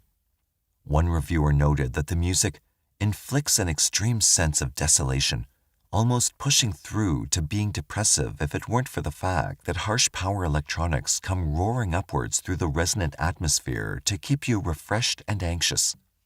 Ruhr Hunter is apparently a favorite among fans of black metal music. There's also a different kind of artistic venture devoted to Kroll. The author of the website clubmoral.com set up a true crime art project dedicated entirely to Kroll's series of murders. His bibliography of German magazines and newspaper sources is impressively packed, probably the most extensive in the world, and his dedication to the project is clear. This Belgian artist, who's also created exhibits of serial killer Ed Gein and the Manson family, representing them as knife-wielding machines, says on the Kroll site that he hopes to place all the information on a CD for eventual distribution. Working under his own enlarged images of Kroll painted on the walls of a remote studio in Germany, he spent months on Project Jokel. Club Moral provides a biography of Kroll, a description of the project, information about the crime scenes, a traveling art exhibit, and an extensive study in how the information about Kroll was acquired. The artist even photographed himself nude in one location and took souvenirs from where some of the murdered women and children had died. Despite Kroll's relative anonymity as a serial killer, his crimes had far-reaching effects on the friends and families of his victims. Matamoros, Mexico, an easy driver stroll across the Rio Grande River from Brownsville, Texas, has been a popular hangout for vacation and college students since the 1930s. It's a typical border town with all that implies: prostitution and sex shows, abundant alcohol and drugs, rampant poverty and crime. Each spring, some 250,000 students descend on Brownsville and Matamoros en masse, cutting loose after finals, relishing the extra kick of sowing wild oats on foreign soil. Those who came to celebrate in March 1989 didn't know that Matamoros had logged 60 unsolved disappearances since New Year's Day. If they had known, few would have cared. One who made the scene that spring was Mark Kilroy, a pre-med junior from the University of Texas. Friends lost track of him in Matamoros in the pre-dawn hours of March 14, 1989, and reported his disappearance to police the next day. Unlike the others who had disappeared over the past 10 weeks, Kilroy was an Anglo with connections, including an uncle employed by the U.S. Customs Service. His disappearance conjured memories of the Enrique Camarena murder 4 years earlier, involving Mexico's sinister narco-traficantes. The heat was immediate and intense, spurred by a $15,000 reward for information leading to Kilroy's safe recovery or the arrest of his abductors. American officials kept a close eye on the case, while Matamoros police investigated 127 known criminals, a process frequently involving clubs and carbonated water laced with hot sauce sprayed into a suspect's nostrils. It was all in vain. Some of those held for questioning were fugitives and so remained in jail, but none of them had seen Mark Kilroy. None could solve the mystery. During the same time period, Mexican authorities were busy with one of their periodic anti-drug campaigns, erecting roadblocks at random and sweeping border districts for unwary smugglers. The operations were designed to leave the wealthy drug lords unscathed and to target their henchmen and runners. One of those people lower on the totem pole, and was well known in Matamoros, was Serafin Hernandez Garcia. The 20-year-old was the nephew, a lackey, of local drug baron Elio Hernandez Rivera. On April 1, 1989, Serafin drove past a police checkpoint outside Matamoros, seemingly oblivious to uniformed officers guarding the highway. They pursued him, their quarry still seeming to ignore them, until he led them to a rundown ranch nearby. A quick search of the property revealed occult paraphernalia and traces of marijuana. 8 days later, returning in force, police arrested Serafin Hernandez and another drug dealer, David Selna Valdez. In custody, the pair seemed relaxed, even defiant. Police could not hold them. The prisoners insisted they were protected by a power over and above man's law. Still, the two remained in jail while detectives quizzed a caretaker at the ranch. The caretaker readily named other members of the Hernandez drug syndicate as frequent visitors to what was known as Rancho Santa Elena. Another one-time visitor was none other than Mark Kilroy, identified from a school photograph. In custody, Serafin Hernandez freely admitted participating in Kilroy's abduction and murder, one of many committed over the past year or so at Rancho Santa Elena. The slayings were human sacrifices, he explained, executed to secure occult protection for various drug deals. It's our religion, Hernandez explained, our voodoo. Hernandez identified the leader of the cult, El Padrino, the Godfather, as Adolfo de Jesus Constanzo, a master practitioner of the African magic called Palo Mayombe. It was Constanzo who ordered the slayings, Hernandez explained, and El Padrino who tortured and sodomized the victims prior to killing them and harvesting their organs for his ritual cauldron. Police returned to the ranch with Hernandez in tow. He readily pointed out the cult's private graveyard and then, when asked, used a shovel to unearth the first of 12 bodies buried in a tidy row. All the victims were men. Some had been shot at close range and others hacked to death with a machete. One of the bodies was Mark Kilroy, his skull split open, his brain missing. Detectives entering a nearby shed found the cult's cast-iron kettle called a nganga, brimming with blood, animal remains, and 28 sticks, the palos of Palo Mayombe, which Costanzo's disciples said they used to communicate with spirits in the afterlife. Floating in the pot with spiders, scorpions, and other items that could scarcely be identified, they found Mark Kilroy's brain.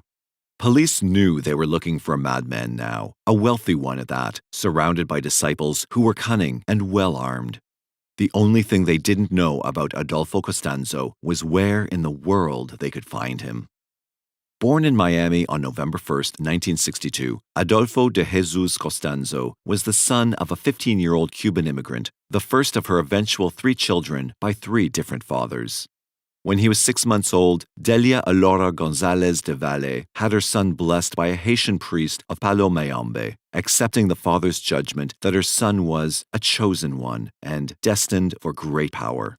Adolfo was still an infant when his mother moved to San Juan, Puerto Rico, and while he was reputedly baptized a Catholic, serving briefly as an altar boy, the family's true faith remained a dark secret. González immersed herself in Palo Mayombe and taught her son likewise, trusting his magic education to practitioners in San Juan and nearby Haiti. In 1972, the family returned to Miami for good, Adolfo starting his full-time apprenticeship with a Haitian priest in Little Havana. His mother, for her part, was a habitual criminal, arrested 30 times on various charges ranging from trespassing to shoplifting, convicted of check fraud, grand theft, and child neglect. But the charges never seemed to stick, and she always escaped with probation, crediting the law's failure to her mystical religion. She left a string of rented houses in Miami vandalized, blood-stained, and littered with the remains of sacrificial animals. Neighbors whispered that Delia was a witch, and those who angered her were likely to find headless goats or chickens on their doorsteps. Constanzo followed in his mother's footsteps, cruising Miami gay bars in his teens, indulging in petty crime. A poor student of anything but black magic, he graduated near the bottom of his high school class and dropped out of junior college after one embarrassing semester. His interests lay elsewhere, learning the secrets of witchcraft from his mentor. Together, they robbed graves to stock the priest's cauldron and spilled blood over voodoo dolls to curse their enemies. Palo Mayombe is an amoral religion, drawing no line between black and white magic, leaving each practitioner to choose his own path without prejudice. Drug dealers frequently trusted its tenants to protect their outlaw enterprise, but Constanzo's godfather had stern words of advice for his protégé. "Let the non-believers kill themselves with drugs," he counseled. "We will profit from their foolishness." By 1976, his mother claimed, Constanzo had begun to display psychic powers, predicting future events with amazing accuracy. Months before the 1981 shooting of President Ronald Reagan by John Hinckley, Constanzo reportedly predicted the event and proclaimed that Reagan would survive his wounds. Constanzo didn't have as much luck foretelling his own future, which included 2 arrests for shoplifting in 1981, one case involving the theft of a chainsaw.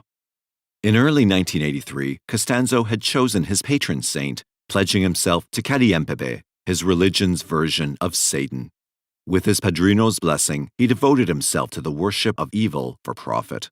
His final initiation included ritual scarring, his mentor wielding the knife to carve mystic symbols into Constanzo's flesh.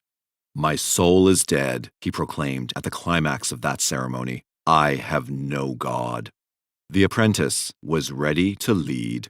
A modeling assignment took Constanzo to Mexico City in 1983, and he spent his free time telling fortunes with tarot cards in the city's infamous Zona Rosa, a popular hangout for prostitutes. Before returning to Miami, Constanzo recruited his first Mexican disciples, including Martin Quintana Rodriguez, homosexual psychic Jorge Montes, and Omar Oria Ochoa, who had been obsessed with the occult from the age of 15. In short order, Constanzo seduced both Quintana and Orea, claiming one as his man and the other as his woman, depending on Adolfo's romantic whim of the moment. In mid-1984, Constanzo moved to Mexico City full-time, seeking what his mother referred to as new horizons. He shared quarters with Quintana and Orea in a strange mélange à trois, collecting other followers as his magic reputation spread throughout the city. It was said that Constanzo could read the future, and he also offered limpias, ritual cleansings, for those who felt enemies had cursed them.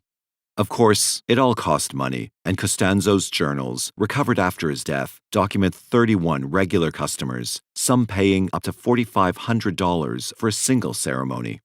Constanzo established a menu for sacrificial beasts, with roosters going for $6 a head, goats for $30, boa constrictors for $450, adult zebras for $1,100, and African lion cubs listed at $3,100 each. True to the teachings of his Florida mentor, Constanzo charmed wealthy drug dealers, helping them schedule shipments and meetings on the basis of his predictions. For a price, he also offered magic that would make gangsters and their bodyguards invisible to police, bulletproof against their enemies. It was all nonsense, but smugglers drawn from Mexican peasant stock and a background of brujeria, witchcraft, were strongly inclined to believe. According to Constanzo's ledgers, one dealer in Mexico City paid him $40,000 for magical services over 3 years' time. At those rates, the customers demanded a show, and Constanzo recognized the folly of disappointing men who carried Uzis in their armor-plated limousines. Constanzo was well established by mid-1985, when he and 3 of his disciples raided a Mexico City graveyard for human bones to start his own bloody cauldron. The rituals and air of mystery surrounding Constanzo were powerful enough to lure a cross-section of Mexican society, with his clique of followers including a physician, a real estate speculator, fashion models, and several transvestite nightclub performers. Perhaps the most peculiar aspect of Constanzo's new career was the appeal he seemed to have for high-ranking law enforcement officers. At least 4 members of the Federal Judicial Police joined Constanzo's cult in Mexico City. One of them, Salvador Garcia Alarcón, was a commander in charge of narcotics investigation. Another, Florentino Ventura Gutierrez, retired from the Federales to head the Mexican branch of Interpol. In a country where bribery permeates all levels of law enforcement and federal agents sometimes serve as triggermen for drug lords, corruption is not unusual, but the devotion of Constanzo's disciples seemed to run deeper than simple greed. In or out of uniform, they worshipped Constanzo as a minor god, their living conduit to the spirit world, an ambassador to hell itself. In 1986, Ventura introduced Constanzo to the drug-dealing Calzada family, then one of Mexico's dominant narcotics cartels. Constanzo won the hard-nosed dealers over with his charm and mumbo-jumbo, profiting immensely from his contacts with the gang. By early 1987, he was able to pay $60,000 cash for a condominium in Mexico City and buy himself a fleet of luxury cars that included an $80,000 Mercedes-Benz.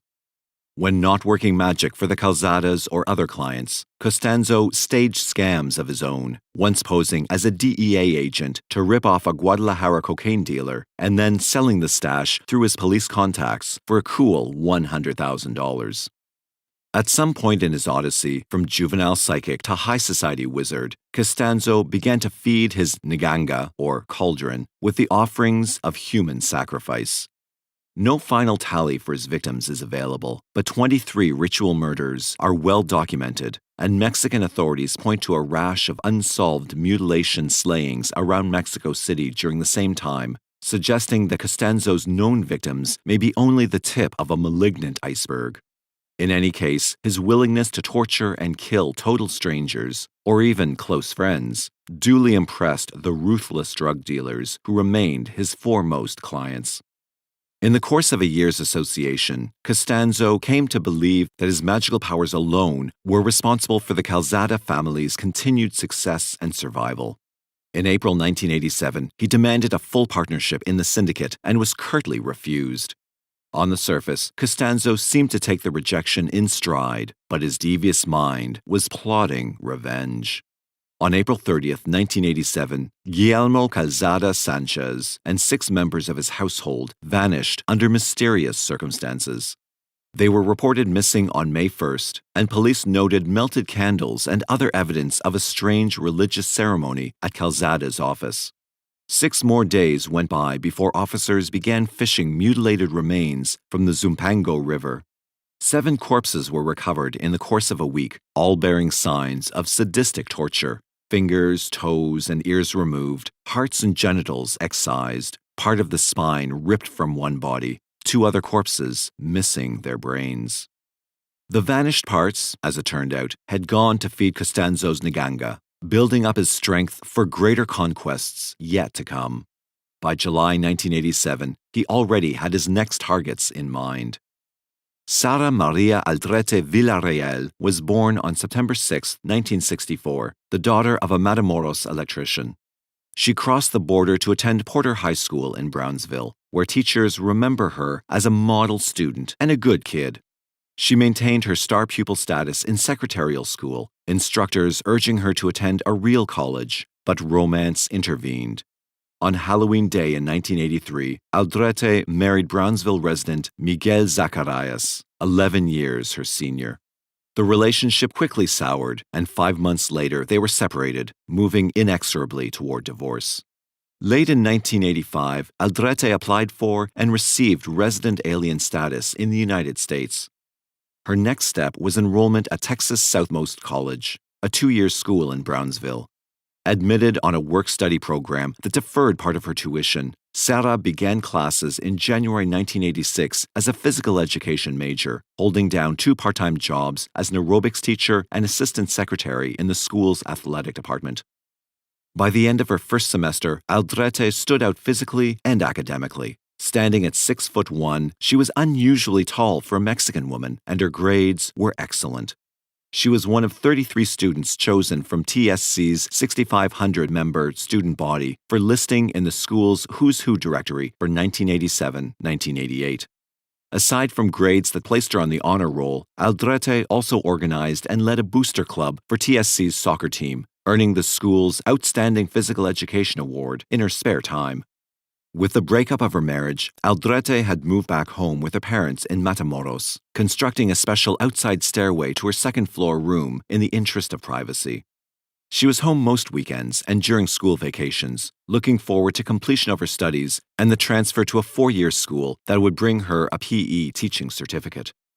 Attractive and popular with men, in 1987 she was dating Gilberto Sosa, a drug dealer associated with the powerful Hernandez family. Aldrete was driving through Matamoros on July 30, 1987, when a shiny new Mercedes cut her off in traffic, narrowly avoiding a collision. The driver was apologetic, suave, and handsome. He introduced himself as Adolfo Constanzo, a Cuban-American living in Mexico City. There was an instant chemistry between them, but Constanzo made no sexual overtures. He noted with pleasure that Aldrete's birthday was the same as his mother's. In fact, the meeting was no accident. Constanzo had been watching Gilberto Sosa, weighing his connections. The meeting with Sara Aldrete was carefully stage-managed, as was their burgeoning friendship and her gradual introduction into the occult. 2 weeks after their first encounter, Constanzo met Aldrete and Sosa in Brownsville, pointedly refusing to shake Sosa's hand. Days later, an anonymous caller told Sosa that Aldrete was seeing another man. Jealous, he refused to accept her denials and broke off the relationship. She turned to Constanzo for solace, surprised when he told her he had seen the breakup coming in his tarot cards. Constanzo finally took Aldrete to bed, but their sexual union was short-lived. He made no secret of his preference for men, and Aldrete grudgingly accepted it, already hooked on the religious aspect of their relationship. By summer's end, Aldrete's TSC classmates found her dramatically changed, an overnight expert on witchcraft and magic, eager to debate the relative powers of darkness and light. In private, Constanzo called her La Madrina, the godmother of his growing cult. He probed her links to the Hernandez clan, predicting that leader Elio would soon approach her for advice about a problem. When Elio did so in November 1987, Sara introduced the dealer to El Padrino. As it happened, the Hernandez family was ripe for a takeover, torn by internal dissension and threatened by outside competitors. Using every magic trick at his disposal, Constanzo persuaded Elio and the rest that Palo Mayombe could solve all their problems. Enemies could be eliminated in the course of sacrificial rituals. Those rituals, in turn, would keep the family and its employees safe from harm. If they were faithful to Constanzo, his disciples would become invisible to the authorities and bulletproof in combat. In return, all he asked was 50% of the profits and effective control of the family. Constanzo's rituals became more elaborate and sadistic after he moved his cult headquarters to Rancho Santa Elena, 20 miles outside Matamoros. There, on May 28, 1988, Constanzo shot drug dealer Hector de la Fuente and a farmer named Moez Castillo. But the sacrifices didn't satisfy him. Back in Mexico City on July 16th, he supervised the torture and dismemberment of Raúl Paz Esquivel, a transvestite and former lover of cult member Jorge Montes. The gruesome remains were dumped on a public street, found by children who ran shrieking to summon police. Mutilation and pain were essential to Palo Mayombe. Blood and viscera fed the Nganga, manipulated with sticks as Constanzo tuned in the spirit world. The demons he served were more likely to smile on a sacrifice that died in agony. "They must die screaming," El Padrino told his flock. As for the point in nearly every sacrifice where Constanzo sodomized his victims, that was simply a fringe benefit of playing God. On August 10, 1988, in reprisal for an $800,000 drug ripoff, rival narcotics dealers kidnapped Ovidio Hernandez and his 2-year-old son. Constanzo's ghoul squad kidnapped a stranger 2 days later and tortured him to death at Rancho Santa Elena, chanting prayers for the safe release of Hernandez and son. When the hostages were released on August 13th, without a peso's ransom changing hands, Constanzo claimed full credit for the triumph. His star was rising, and Constanzo paid little attention to the suicide of his disciple Florentino Ventura in Mexico City on September 17th. Ventura also killed his wife and a friend with the same burst of gunfire. In November 1988, after 35-year-old ex-cop and cult member Jorge Valente de Fierro Gomez violated El Padrino's ban on using drugs, Constanzo made him the group's next offering to Cadi Mpembe, a bloody object lesson in obedience. Competing smuggler Esquivel Rodriguez Luna was tortured to death at the ranch on Valentine's Day 1989. 2 other dealers, Ruben Vela Garza and Ernesto Rivas Diaz, were added to the grisly list when they wandered into the ceremony uninvited. 9 days later, the cult kidnapped another stranger, never identified, but he put up such a fight that Constanzo ordered Elio Hernandez to shoot him without the customary rituals. On February 25th, the prowling cultists accidentally kidnapped Jose Garcia, Elio's 14-year-old cousin, slaying him before they recognized the error. By that time, Constanzo was sitting on 800 kilos of marijuana stolen from another gang, but he felt he needed one more sacrifice to guarantee safe shipment across the Rio Grande. Another ritual was staged on March 13th, 1989, but the victim's suffering was insufficient for Constanzo's taste. "Bring me someone I can use," he told his minions. "Someone who will scream." The next morning, they brought him Mark Kilroy. Constanzo's psychic powers must have failed him in March 1989, for he was stunned by the reaction to Mark Kilroy's disappearance. Not even the Calzada family slaughter had produced such an outcry, most observers concluding that drug dealers and their lackeys were beyond protection of the law, a violent death their just reward. Some of Constanzo's victims had never been reported missing. 3 of them, later unearthed with the rest at Rancho Santa Elena, have never been identified. But Mark Kilroy was different. He came from an affluent family with political connections. More to the point, he was an Anglo tourist whose fate threatened to become an international incident. Local police wanted to solve the case quickly before their tarnished reputation suffered any further damage. Constanzo, for his part, still had 800 kilos of marijuana to move across the border. To safeguard the shipment, he staged one final sacrifice at the ranch, choosing Sara Aldrete's old lover as the guest of honor.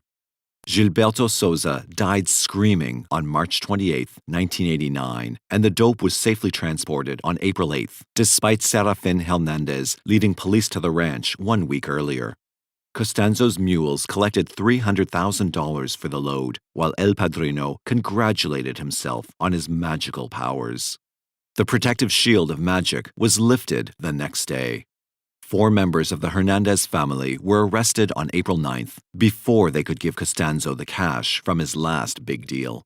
The ranch began surrendering its buried secrets on April 11th, the butchered remains of 15 victims unearthed over the next 6 days. Besides the first 12 buried in the cemetery, 3 more were found in a nearby orchard. Constanzo went on the lam, traveling with Sara Aldrete, male lovers Martin Quintana and Omar Orilla, and a Hernandez family hitman named Alvaro de Leon Valdez, El Dubi to his friends. Miami beckoned, but informers told the DEA Costanzo might run home to mother, and the heat in Florida persuaded him to remain in Mexico City, shuttling from the home of one disciple to another. The discoveries at Matamoros were tailor-made for tabloid television circa 1989. Geraldo Rivera aired a special primetime segment on the case, while TV journalists flew in from the United States, Europe, and even Japan. Costanzo was cited as far north as Chicago, where rumors placed him in league with the Windy City Mafia. Sara Aldrete was seen lurking around schools throughout the Rio Grande Valley. Word-of-mouth reports claiming she had threatened to kidnap and murder 10 Anglo children for each of her disciples jailed in Mexico. An alternative church at Pharr, Texas, was burned by night riders after tales spread that its congregants were riches in thrall to Costanzo. Still, lawmen scoured the border in vain for El Padrino and his entourage, barely mollified by the April 17th arrest of gang patriarch Serafin Hernandez Rivera in Houston. Searching the house where he had been hiding, they seized weapons and cash, but found no occult paraphernalia. Costanzo and his closest aides, meanwhile, had simply disappeared. Like magic. Costanzo read betrayal in his tarot cards on April 18, 1989. He knew informers must have sold out Serafin Sr., and now he eyed his friends more warily. He kept an Uzi close at hand and rarely slept for more than a few minutes at a time.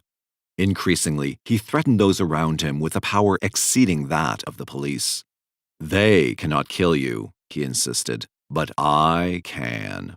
On April 22nd, nocturnal arsonists struck at Rancho Santa Elena, burning Costanzo's blood-stained ritual shed to the ground. The next morning, he flew into a rage, watching on television as police constructed a full-dress exorcism of the ranch, sprinkling holy water over the graves and smoldering ashes. Costanzo stormed about the small apartment where he slept with Aldrete and the others, smashing lamps and overturning furniture, a man possessed. On April 24th, police arrested cultist Jorge Montes, raiding his home 3 blocks from the site where the Calzada family was slaughtered in 1986. Like the others arrested before him, Montes spilled everything he knew about the cult, naming Costanzo as the mastermind and chief executioner in a string of grisly homicides. 3 days later, Costanzo and his 4 remaining cohorts settled into their last hideout, an apartment house on Rio Sena in Mexico City. Aldrete, fearing for her life, penned a note on May 2nd and tossed it from a bedroom window to the street below. It read, "Please call the judicial police and tell them that in this building are those that they are seeking.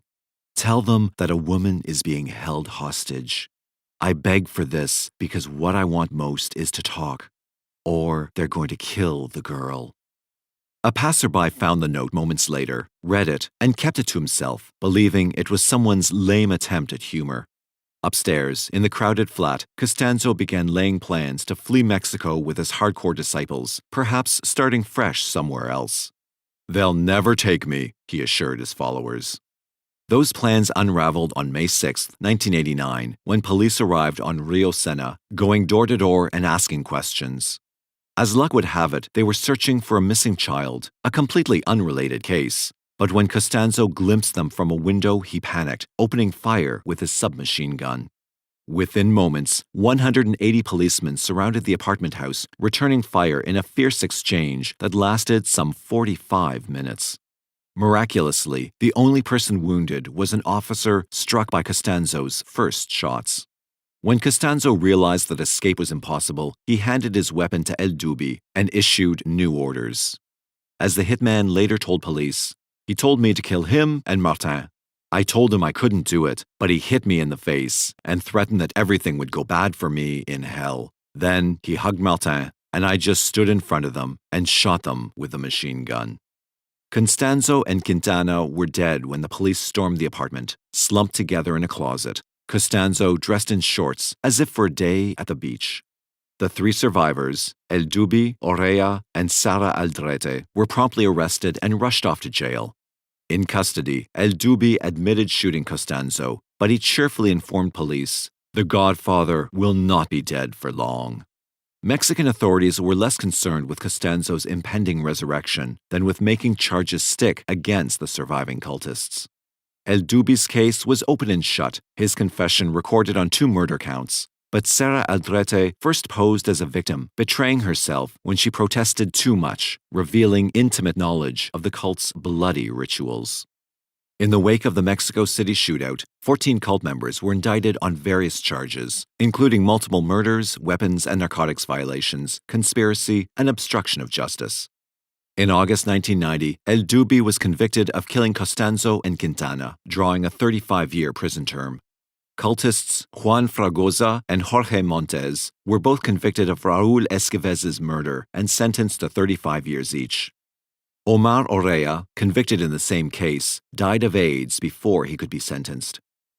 Sara Aldrete was acquitted of Costanzo's slaying in 1990, but was sentenced to a 6-year term on conviction of criminal association. La Madrina insisted that she never practiced any religion but Christian Santeria.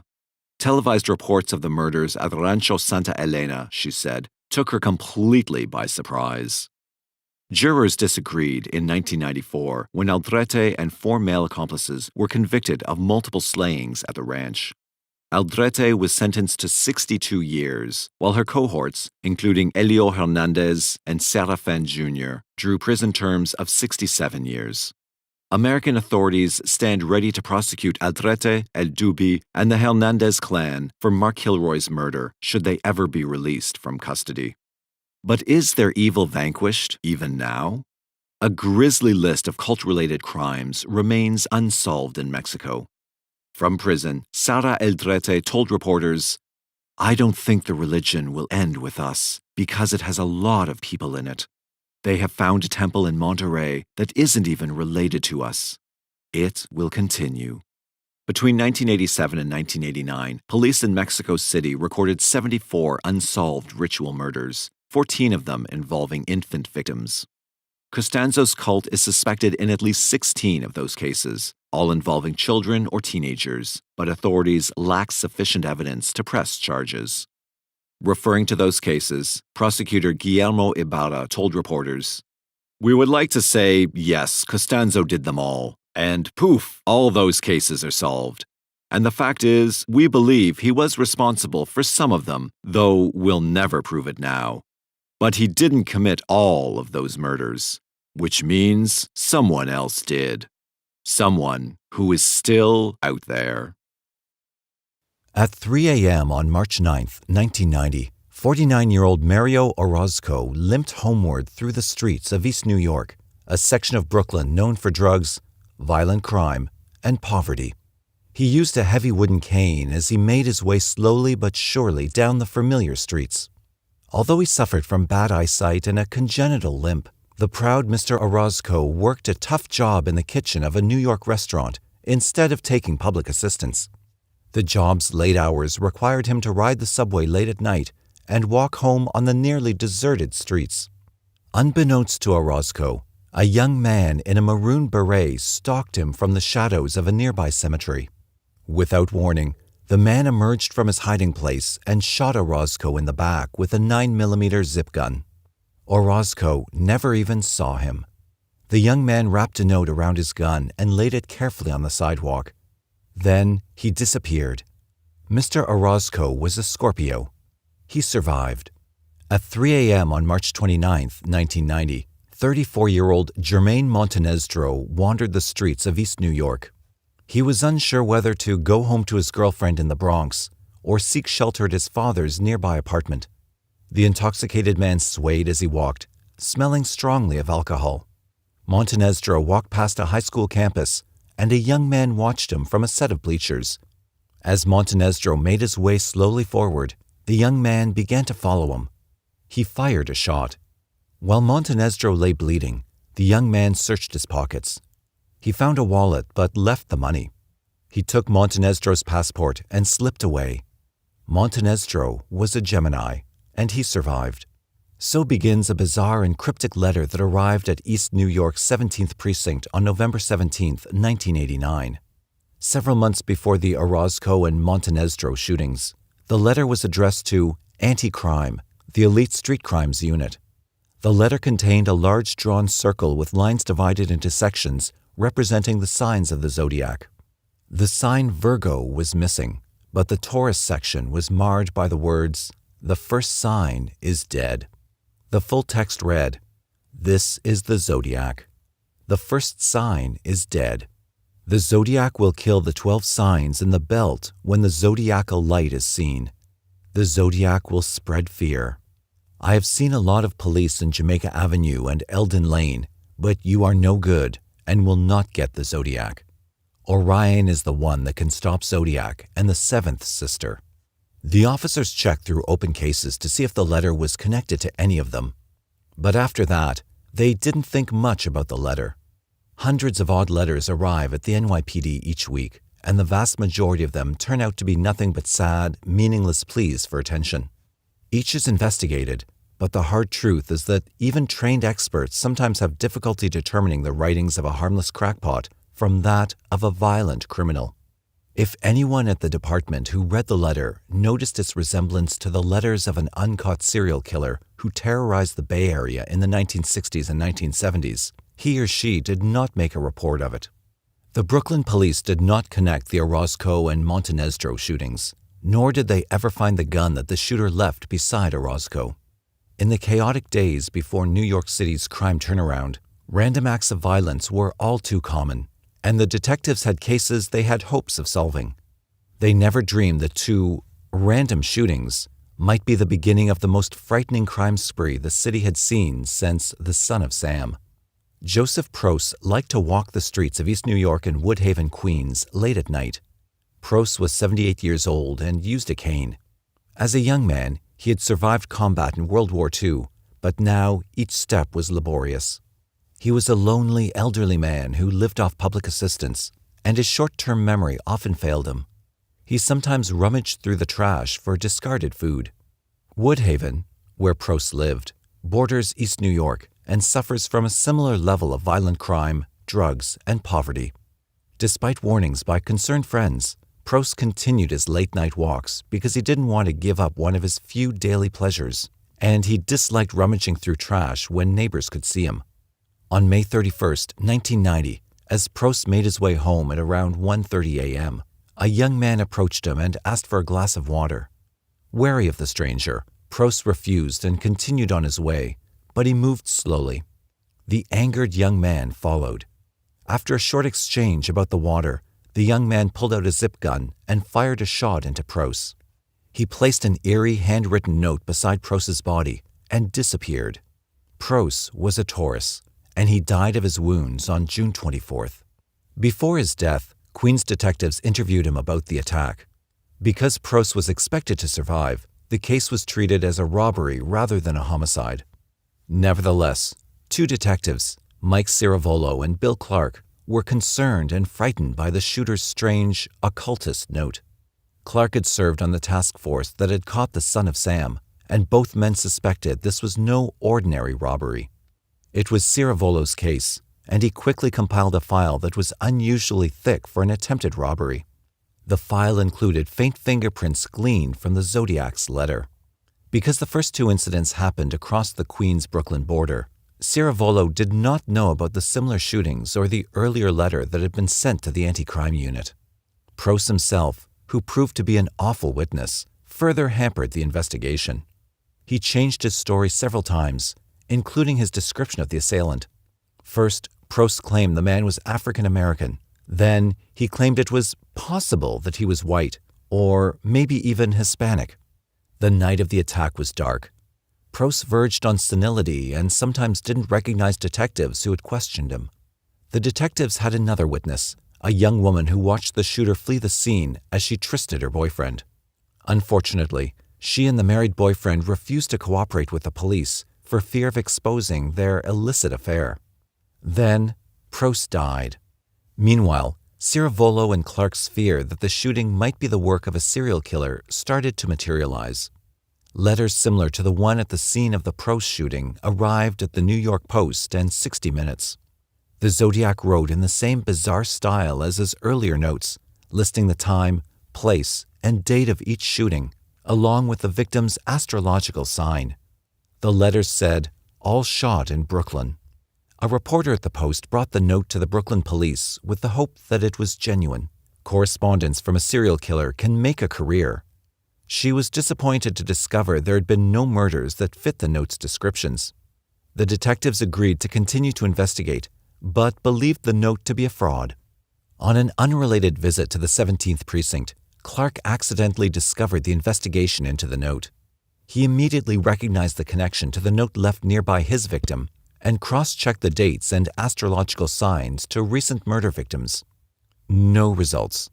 However, when he cross-checked the dates and astrological signs for shooting victims that hadn't died, he found Orozco and Montenegro. Obviously, the Zodiac didn't realize he had crossed into Queens when he shot Pros. The notes were genuine. Ciravolo called the reporter with the good news. She agreed to let them investigate other possible victims for a few days, but on June 19th, she broke the story. The front-page headline read, "Riddle of the Zodiac Shooter." The Post article put pressure on the police. New Yorkers remembered how the Son of Sam used the press to taunt police and frighten citizens. Nobody wanted to avoid the repeat of the Son of Sam debacle more than Chief of Detectives Joseph Borelli. He had served on the Son of Sam task force, and he had been personally mentioned in one of the Son of Sam's letters. He took swift action. He called the detectives from the separate Queens and Brooklyn precincts together for information exchange. When he saw how little the Brooklyn detectives had on the first two shootings, he was livid. Many believed the subsequent dressing down was a bit unfair, given that no notes or reliable witnesses had been found in the Brooklyn cases. But Borelli was in no mood to make concessions. The work of Ciravolo and his detectives impressed Borelli, and he assigned them to the case. Borelli named the effort to catch the Zodiac Operation Watchdog and pledged as much support as necessary. Ciravolo felt confident they would catch the Zodiac quickly. At this time, someone in the 17th Precinct remembered the strange letter that had arrived the previous November. It was added to Ciravolo's case file. Over the next few weeks, the press caught hold of the case and wouldn't let go. New Yorkers began to wonder if the infamous Bay Area Zodiac had returned. Astrologers appeared on television with predictions and explanations. People no longer felt comfortable when asked the question, "What's your sign?" Vigilante groups like the Guardian Angels began patrolling East New York. Operation Watchdog detectives determined a pattern in the Zodiac's actions. They predicted he would strike again on early Thursday morning, June 21st. That night, scores of officers patrolled East New York, both on foot and by car. Unfortunately, they were patrolling in the wrong place. Across the East River in Manhattan, a homeless man named Larry Parham made up his bed on a bench in Central Park. Before he settled down for the night, he hid his wallet in one of his sneakers. As a clean-cut, well-dressed young man with $4,000 in the bank, Parham defied stereotypes. He despised being homeless, but a streak of troubles left him on the street, and he felt he needed to save more money to obtain a solid start. He also felt the park was safer than a shelter. Unbeknownst to Parham, a young man watched him from a nearby bench. As Parham slept, the young man crept over to his bench and carefully removed his wallet. He examined the contents of the wallet, but left the $49 in cash untouched. He returned the wallet, stood up, and fired a shot. Parham was a Cancer, and he survived the shooting. An intriguing Zodiac letter arrived at the Post the day after the Central Park shooting. It contained the same occult symbolism, nonsensical ramblings, and a listing of the victims, time of death, and sun sign. This letter, however, was unusual in its vehement attempt to convince the Post, and thus the police and public, that the New York Zodiac was the same person as the Bay Area Zodiac. Aside from a few enthusiastic exceptions, the police, press, and public never really believed the two were the same. Everything from the killer's handwriting to the victim's descriptions of the assailant pointed to the fact that New York's Zodiac was a copycat. The Zodiac's June 22nd note, however, vehemently denied it. This is the Zodiac. The note sent to the Post, not to any of the San Francisco Zodiac letters. You are wrong. The handwriting looked different. It is one of the same Zodiac. One Zodiac in San Francisco killed a man in the park with a gun and killed a woman with a knife and killed a man in a taxicab with gun. As journalist Kieran Crowley wrote in Sleep My Little Dead, Many reporters salivated at the idea that the original Zodiac had returned. After all, it would have made an explosive story. However, the June 22nd note struck Crowley and his colleagues as just too desperate and angry. It was the work of a young, non-white man from Brooklyn who wanted everyone to believe that he was a white, middle-aged serial killer from San Francisco. Nevertheless, the fact that New York's Zodiac was a copycat didn't change the fact that Joseph Prost died on June 24th. New York's Zodiac was officially a killer, and the NYPD mobilized to stop him. Parham helped the police put together a composite sketch. He described his assailant as black, around 30 years old, 5 foot 10 inches to 6 feet tall, and about 185 pounds. Wags nicknamed the composite sketch Evil Al Roker for its resemblance to the jovial TV weatherman. The composite was released to the press, prompting hundreds of calls. Publicity-hungry psychics offered to help the police solve the case. People reported friends, neighbors, co-workers that had to be the Zodiac. One young man was fingerprinted because he took a book on astrology out of the New York Public Library. Another man was arrested and questioned because, in 1980, he had signed a friend's yearbook with a quote from a San Francisco Zodiac's letter. Police consulted astronomy professors for insights on the constellations. Through all this, detectives began to believe the only way to catch the Zodiac was to trap him in the act. After all, they knew when he would strike next. 22-year-old Herbierto Seda lived with his mother and half-sister in East New York. He was clean-cut, handsome, and kept his room spotless. He didn't work, had no friends, and had dropped out of high school at 16 after being suspended for carrying a weapon. Seda took no public assistance the way his mother did. He obtained money by shoving plastic bags up the return slots of payphones and vending machines. After a few days, he would return and remove the bag and the lodged change. Seda didn't date girls. He was deeply religious and devoted his life to God. He attended church regularly, which made his mother proud. Seda and his school-aged sister, Gladys Chachi Reyes, didn't get along. Reyes had a personality in direct opposition to her brothers. She was outgoing, personable, and had many friends in the neighborhood.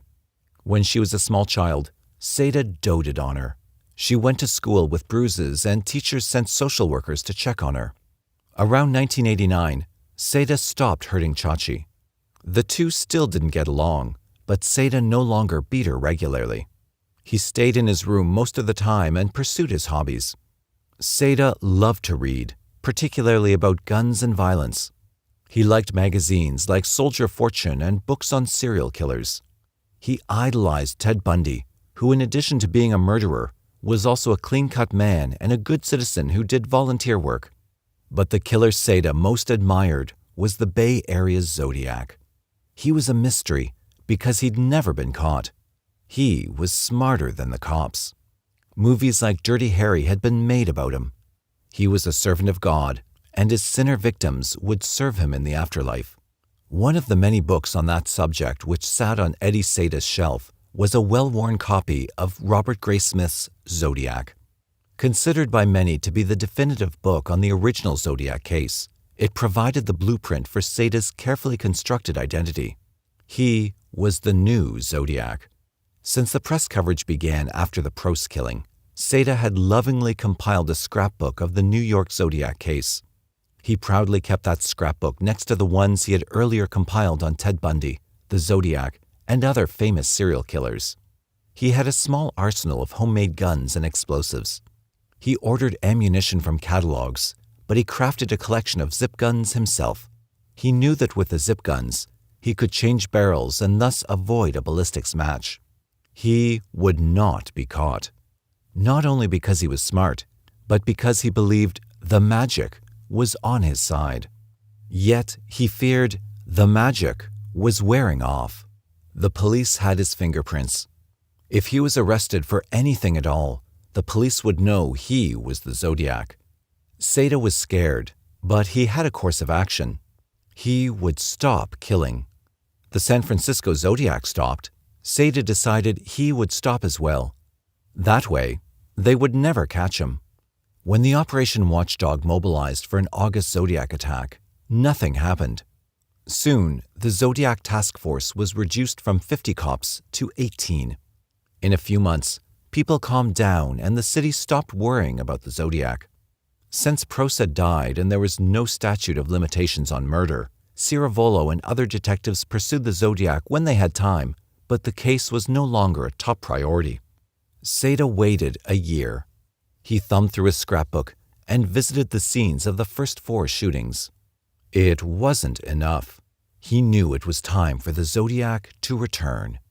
This time, however, Seda knew he must make some changes in his style.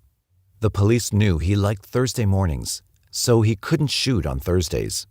He also couldn't risk searching the victims for identification in order to determine his or her astrological sign.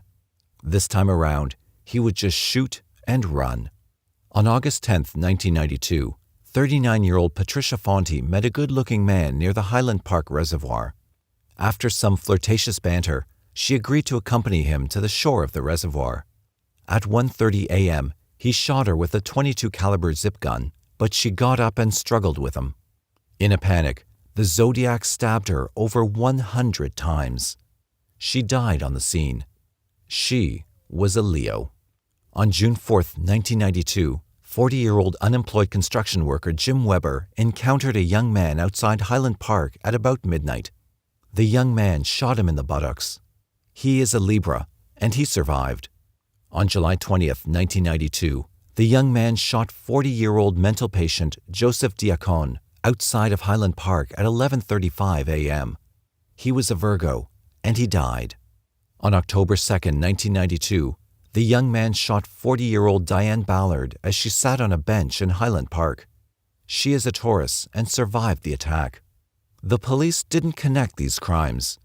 In a city that, at that time, averaged 5 murders a night, detectives found nothing to connect them.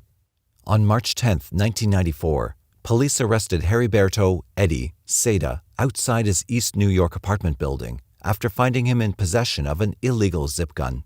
He was polite and cooperated fully with officers. The gun was incorrectly labeled at the evidence lab, so it was never tested. Seda walked free a week later. On June 10, 1994, the Zodiac shot a white man in Highland Park with a .22 caliber zip gun. The incident went unreported. On August 1, 1994, the Post received the most bizarre Zodiac letter yet. It contained a list of the new victims, a strange totem pole code, and the creepy line, "Sleep, my little dead, how we loathe them." The Zodiac mailed it using a love stamp. The press ran the story, and the city fell back into a panic. The new Zodiac letter baffled police. Was it a copycat of a copycat? Or was the original copycat back? Police didn't know, and were sadly certain he would strike again before they found out. Seda and his 17-year-old sister were at odds constantly, especially since he had started ratting on the local drug dealers. Reyes often socialized with the young dealers in the neighborhood, and she told her brother to keep his nose out of her friend's business. Seda wanted her to stay away from the young men. Reyes, who brought home the household's only earned paycheck, thought her freeloading, ratting brother had no right to tell her what to do. She warned him that the dealers were going to come and get him. The two often screamed at each other. Seda went over the edge on June 18, 1996. Reyes invited a young male friend over to the apartment. As he listened to the pair socialize in the girl's bedroom, Seda boiled over with rage. He knew the unsavory young man to be a dealer and couldn't stand the idea of his sister consorting with him. He pounded on the wall that he shared with her bedroom. Reyes knew that meant her brother wanted her guest out of the house. She had always obeyed him in the past, but she was angry about his snitching and fed up with financially supporting him. She ignored him. An infuriated Seda took one of his zip guns and fired it into the wall. Reyes screamed for him to stop. The brother and sister confronted each other in the living room as Seda brandished a weapon. Seda shot her in the back as she tried to escape through the front door. The gunshot did not incapacitate her, and she made it out the door into a neighbor's apartment. The frightened neighbor bolted the door and did her best to help the wounded girl. She called 911. Meanwhile, Ray's friend locked himself in her bedroom and cowered. The ambulance arrived first. The neighbor let 2 EMTs into her apartment, and soon the 4 of them were trapped in the apartment as Seda fired shots out the window at police. 17 officers gathered in front of the apartment building. After several hours, Detective Joey Herbert of the 17th Precinct managed to talk Seda into giving himself up. When officers saw some of the zip guns he turned over to them, they joked that it would be a pisser if this were the Z-Man. In keeping with the procedure, detectives asked Seda to write his confession. He obliged, with poor grammar and spelling. At the end of the confession, he drew the cross that he included on each of the zodiac letters and 3 sevens. Detective Danny Powers recognized the cross. He went to Detective Herbert and some other colleagues for confirmation of his suspicion. They all agreed. Seda was the Zodiac. They quickly got major case prints from Seda. Major case prints were sets of fingerprints that included the palm and sides of the fingers, in addition to the fingertips. With sirens blazing, Detective Tommy Maher transported the prints to Police Plaza for cross-checking with the Zodiac's prints. Meanwhile, another detective, Louis Savarezi, went home to retrieve some Zodiac letters that he kept there. He had been obsessed with tracking the Zodiac and worked on the case in his spare time. As Savarezi and Herbert began the long process of questioning Seda, the prints came back a match. As the news spread through the department, Savarezi and Herbert pushed hard.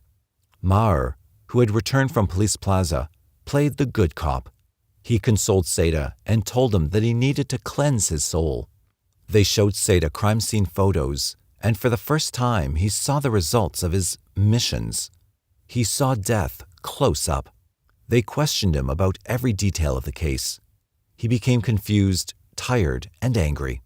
He told his story in all its detail. Then he asked about his sister. In June of 1998, a jury convicted Herbierto Seda of being the New York City Zodiac killer. His sentence determined that he must serve 83.5 years before becoming eligible for parole. In a separate trial, he was convicted of the attempted murders and sentenced to 152.5 years.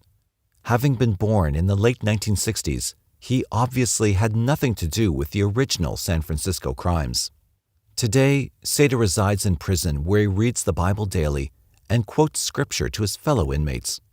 After being arrested, he made several attempts to reconcile with his sister. Gladys Chachi Reyes refused her brother's calls. Most of the Zodiac's living victims suffered physically and psychologically from the attacks. Some, like devoutly Christian Parham, have forgiven Seda for what he did. Others, like Montenegro, refused to discuss the case. Orozco stayed in East New York and did not let fear stop him from walking the streets or enjoying the company of friends. The original Zodiac was never caught. He remains a mystery.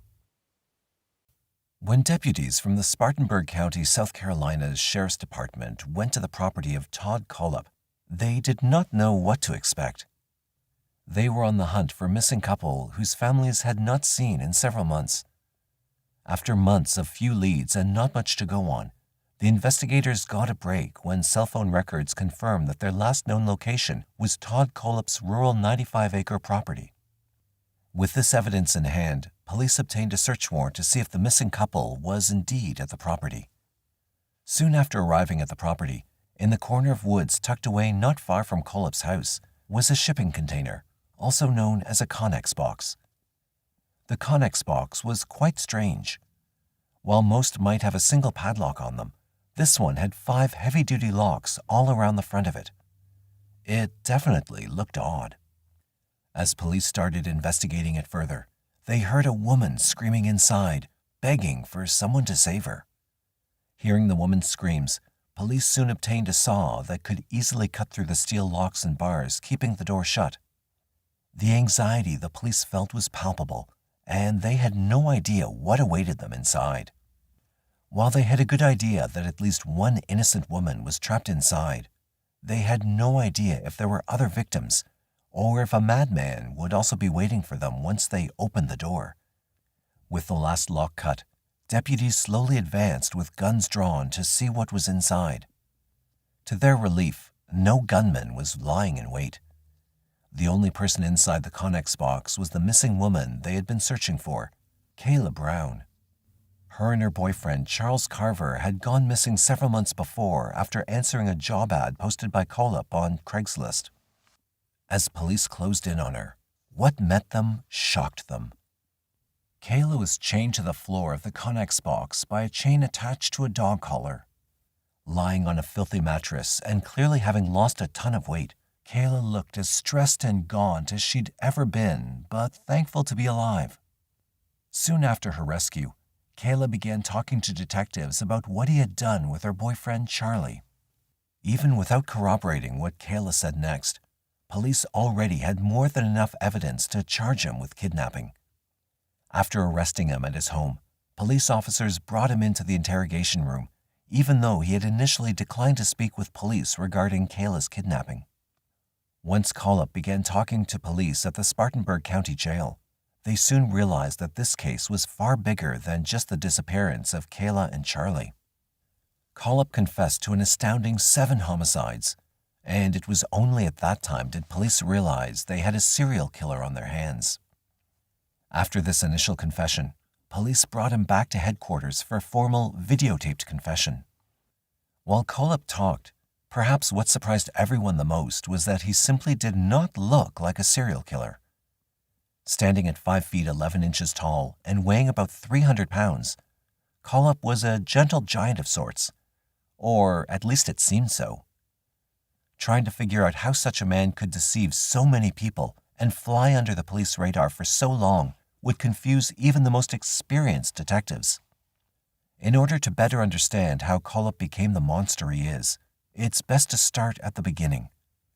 Born to parents in a rocky marriage in Florida in 1971, Kohlhepp moved around a lot as his mother moved from job to job and relationship to relationship throughout Georgia and Florida.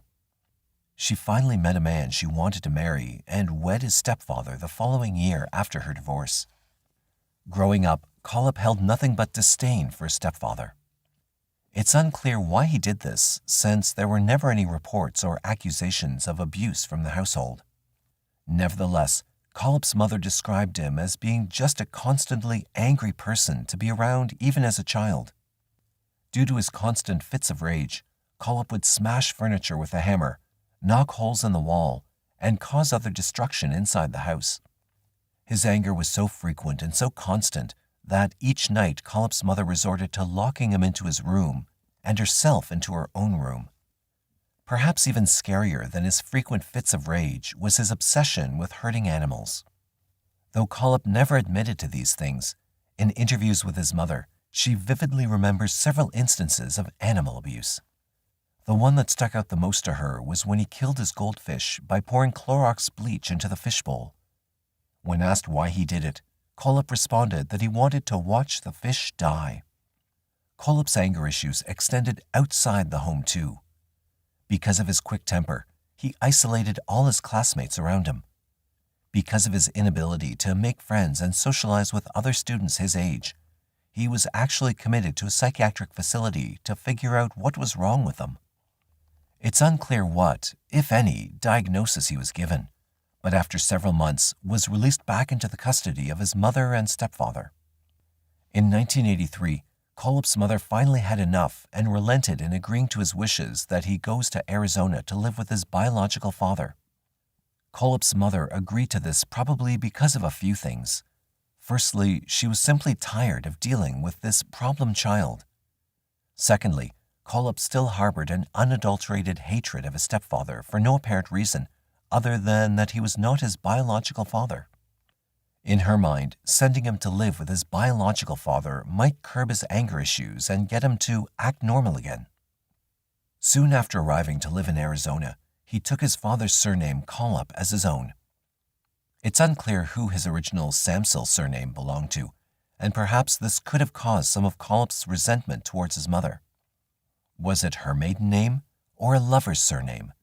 That remains unclear, but if it were a lover's surname, this would explain why he hated his stepfather so much, as he could have blamed him for being the one that forced his biological father out of his life. Regardless of the reason, Kohlhepp soon settled into his new life in Arizona. Though just 12 years old, Kohlhepp worked various jobs to help keep the house afloat, including as a waiter at his father's barbecue restaurant. Life seemed to be getting better for Kohlhepp. Now that he was living with his father, he seemed to calm down and adjusted well to his new environment. At least, at first. As Kohlhepp continued growing up in his adolescent years, his violent sexual urges that psychiatrists noted when he was a young boy started to reemerge. Only now, being bigger and stronger, he could act on these violent urges. They finally came to a head one day when he was just 15 years old.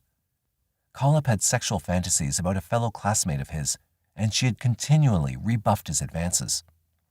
Kohlhepp convinced the young girl to come over to his house one day under the false pretense that a mutual friend wanted to speak with her. Once at his home, Kohlhepp attacked. He bound, gagged, and raped the young girl.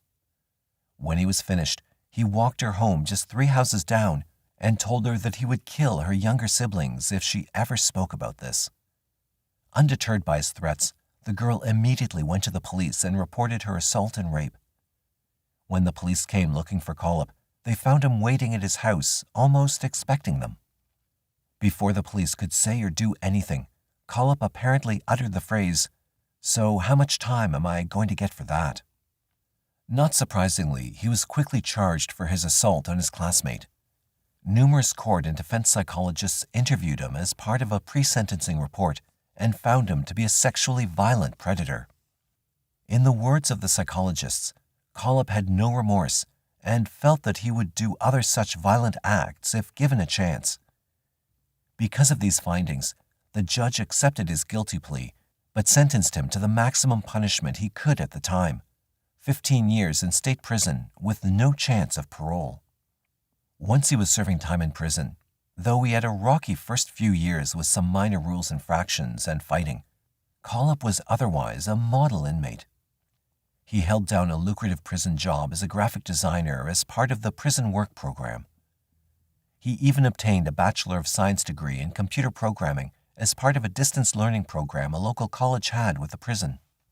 Why he was able to change his behavior for the better and become educated while in prison was due to his above-average IQ. As part of his pre-trial tests, his IQ test scored him an impressive 118. While not genius level, it was still impressive and could help explain how this monster was able to hide in plain sight. After serving 14 years of his sentence, he was released from prison and soon moved to South Carolina, where his mother was now living. After getting accepted for a lucrative computer programming and graphic design job, Kohlhepp started saving money and seemed like he was becoming a productive member of society for the first time in his life. However, it was here that his pattern of lies and manipulation showed that it had not gone away because of his prison time. To get this first job, he lied about being incarcerated for the past 14 years and listed the prison company that he worked for while in Arizona. After doing this job for a few years, Kohlhepp decided he wanted to get into real estate. On the state real estate agent's application, he lied about having a felony on his record and was soon approved to hold a real estate license. Probably due to his friendly charm and non-threatening personality, Kohlhepp actually became a very successful real estate agent. He became so successful, in fact, that over the course of the next decade, he built a small real estate empire that had 12 employees and was doing millions of dollars in sales each year. During this time period from 2001 to his arrest in 2016, Kohlhepp had no known interactions with law enforcement. Despite a few civil issues for a bad real estate deal and improper signage, Kohlhepp's interaction with police and the courtroom was non-existent. For all intents and purposes, Kohlhepp was living the American dream. After getting a fresh start, he went to another South Carolina college and pursued a degree in business administration marketing since his Arizona degree did not transfer to the area. He built his own company from scratch and seemed to have a knack for getting friendly with strangers as part of his business. But despite all of these positive factors, something dark still lurked just below the surface of this facade. Anger. In fact, it was anger, he said, that drove him to commit his first confirmed homicides in South Carolina. Once in police custody, Kohlhepp began to confess to all the crimes he'd committed since being back in South Carolina. The first and most notorious of these crimes was the infamous Superbike Motorsports store shooting. On November 6, 2003, a customer walked into the Superbike store on a balmy afternoon to find a scene of absolute horror. The store manager, Brian Lucas, was lying face up in the parking lot, dead from multiple gunshot wounds. Just inside the store, the owner, Scott Ponder, lay face down in the store's showroom. Just inside the door leading to the maintenance bay was Scott's mother, Beverly Guy, who worked as his bookkeeper. Inside the maintenance bay, slumped beside a motorcycle he'd been worked on, was the mechanic for that day, Chris Sherbert. Police soon started looking for the killer. According to the eyewitness that discovered the scene, he had seen a green Ford Ranger driving nearby. His description of the driver was soon plastered all over the media in the hunt for the madman. However, what the witness described was all wrong. The real killer, Kohlhepp, had driven away in an SUV and had never been in contact with the eyewitness. It would not be until 13 years later, when Kohlhepp was arrested for Caleb Brown's kidnapping, that police would finally learn the truth of what happened. Kohlhepp told police it all started when he went in to buy a motorcycle. He said that he had never ridden one before and wanted to buy one. He was hoping that the store employees would be willing to show him how to ride a motorcycle. He claimed during the first encounter that they agreed to show him the basics and let him ride in a field behind the store. According to Kohlhepp, the field was full of chest-high grass and was unsuitable for riding. After going a short distance, Kohlhepp inevitably fell off the motorcycle. Scott, Brian, and other store employees apparently laughed at him. Kohlhepp was apparently embarrassed by this, but still wanted to purchase a motorcycle. He would often go into the store after work or between college classes to sit on some of the bikes and talk to the employees about them. Kohlhepp claimed, in his words, that all the employees there talked shit about him in front of him. Though this irritated him, he still never understood why he kept going back to the store. Nevertheless, Kohlhepp eventually decided to buy a motorcycle from Scott. It was a very nice motorcycle with a powerful engine. Kohlhepp soon had buyer's remorse when the powerful bike was simply too much for him to ride safely or comfortably. Kohlhepp said he went back to the store to return the bike and get a refund of his money. He claims that Scott and Brian laughed at him, stating that they would take the bike back but would not refund him his money. Kohlhepp's situation apparently got even worse when he says that someone stole the motorcycle from outside his home. He said that he filed a police report, paid the $1,000 deductible on the loss, and then went back to the Superbike store. Kohlhepp claimed that he asked Scott and Brian if they would do anything to help him in his situation. Given the circumstances, he was trying to get either a partial refund of the bike's price or a steep discount on another motorcycle. According to him, the duo laughed in his face once more. He also claimed that Scott said, "Don't worry about the bike since this shit is probably already on its way to Florida." The interjection angered Kohlhepp and pushed him past his breaking point.